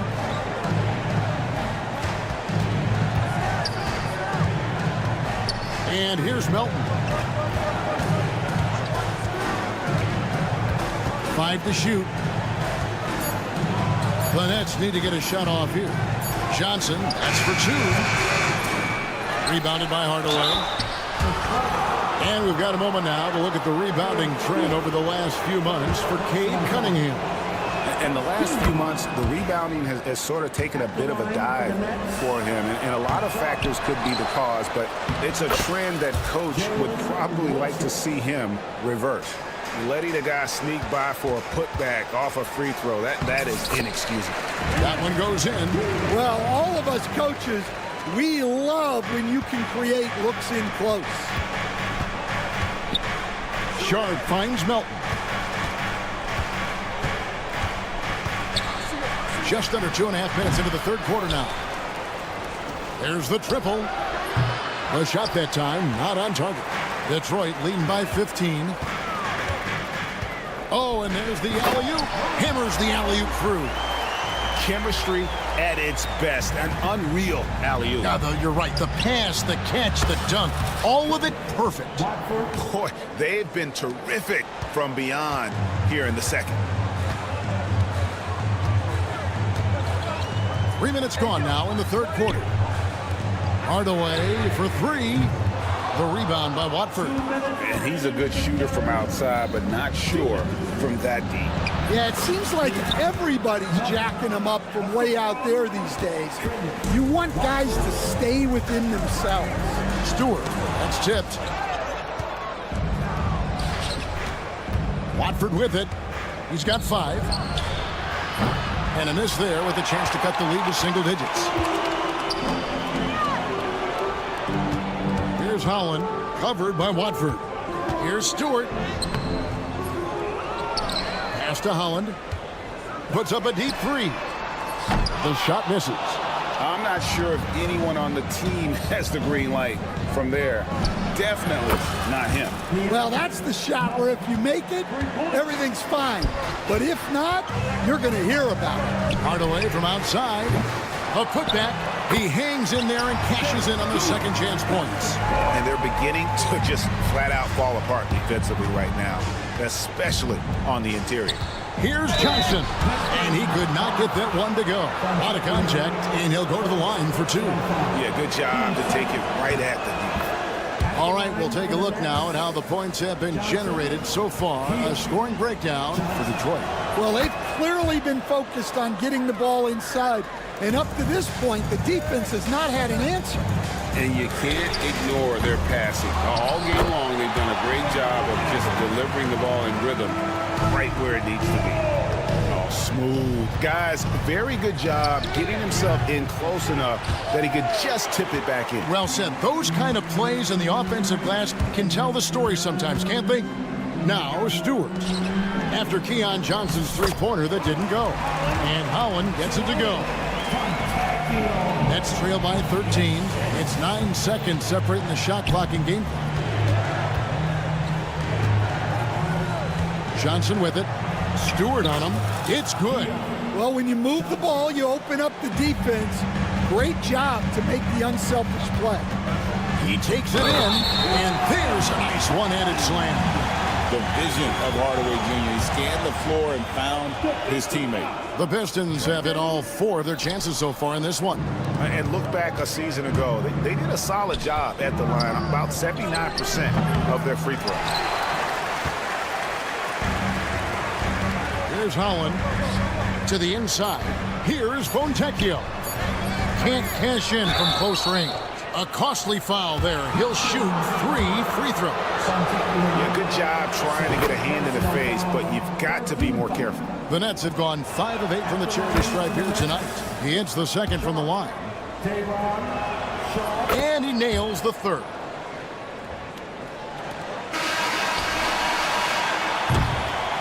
And as we end the third quarter, a double-digit deficit will make it tough to come back. How about a look at today's State Farm assist of the game? And he sliced the D wide open with his feet. They had no chance to prevent that.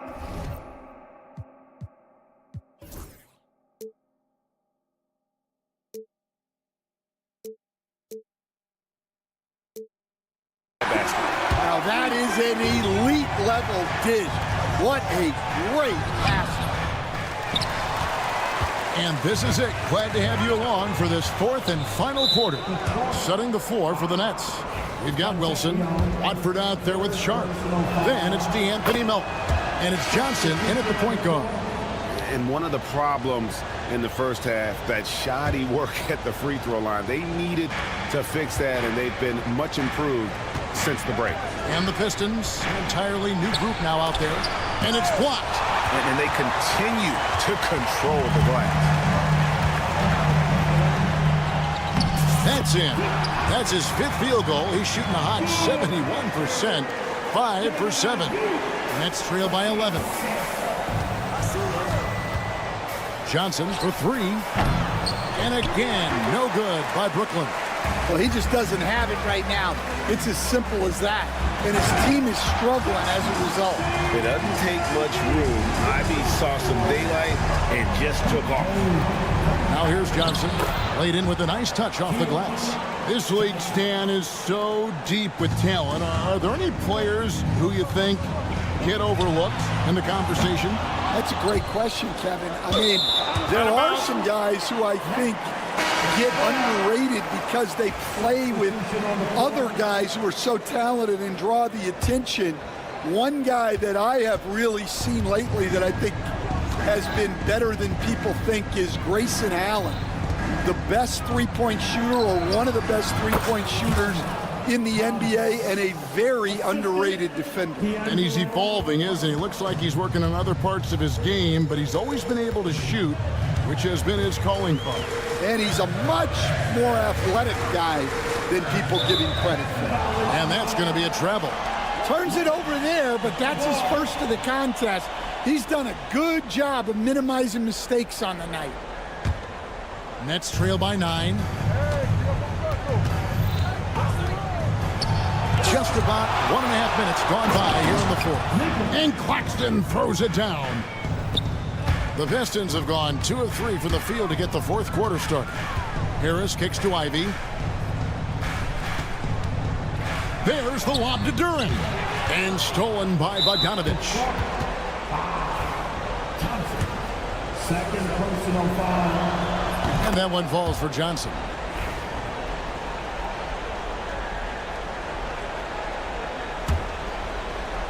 The Nets have gone 3 of 7 from the floor in the fourth. That's a 42% mark in the quarter. It's deflected. And they've had the advantage tonight on the glass, and that's another big one. And Thompson throws it down. He's making it look easy. Thompson with great body control off the contact. They get it back. Bogdanovich, no luck. That's not a bad shot at all. It just didn't go in. Sometimes the process is right, and you still get a bad result. And even without that 3-ball dropping for him, the defense should have done more on that last play. Johnson, good. And it's great to see Bogdanovich spreading the ball out. I mean, possesses good size, which allows him to see over defenders. Count it. Well, this is what you're trying to do. Put the game away. Yeah, but you can't let up now. We've seen too many wild comebacks in this league. Cunningham's shot is off. And the next one puts him in the bonus. Second personal foul. And that one falls for Johnson.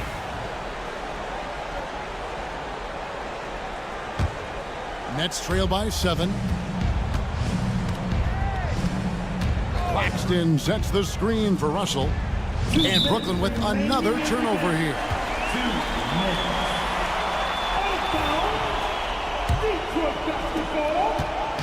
And it's Cunningham with the ball for the Detroit Pistons.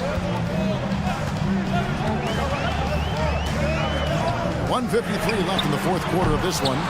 And when you can't get anything to fall, it definitely gets in your head.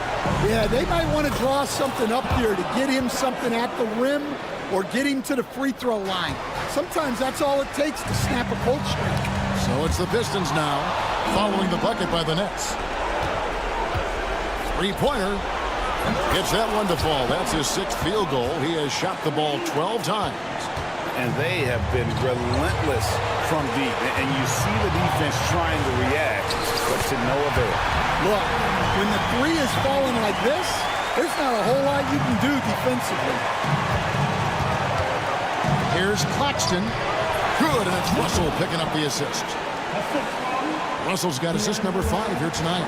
Getting everyone involved. Russell operating the offense like a seasoned vet. Now here's Thompson. 2 free throws coming up, and they call the shooting foul. It's on Nick Claxton. I'll tell you what, he earned his money on that foul. And that trip coming up empty, missing both. Well, in terms of pure talent, Asar Thompson has loads of it. I don't know if he has a ceiling. Harris finds Ivy. And they call the foul, so a chance at the line for one more coming up. Big-time basket at a big-time moment. Yeah, don't you just love to see a player embrace that kind of pressure? Oh, and he caps that off in style. He gets the finish with the harm. Huge possession there to extend the lead. Smart accurate passes, Greg, are really paying off for them at the moment. And also good off-ball movement. Everyone is paying attention and looking to create the best shot for the team. They're in total command of this game with time starting to run out. Yeah, and at this point, the focus is take care of the ball, no needless fouls, and no threes. Drills the three-pointer. And it's a 10-point Piston lead. And it's just competing, you know, giving your best when it matters most. Yeah, they've got clutch guys on this team, and they never let up. From deep three-point land, the Pistons rebound. Pass to Harris. 2 seconds separating the shot clock and game clock. From deep three-point land. Nailed from three-point land. And the Pistons lead by 13. And so far, Harris is having his way on offense. The defense just has not found an answer for his energy on that end. And so it's the Pistons taking care of business here. Some good competition, but the hometown advantage and their ability to stay focused, I think, made the difference.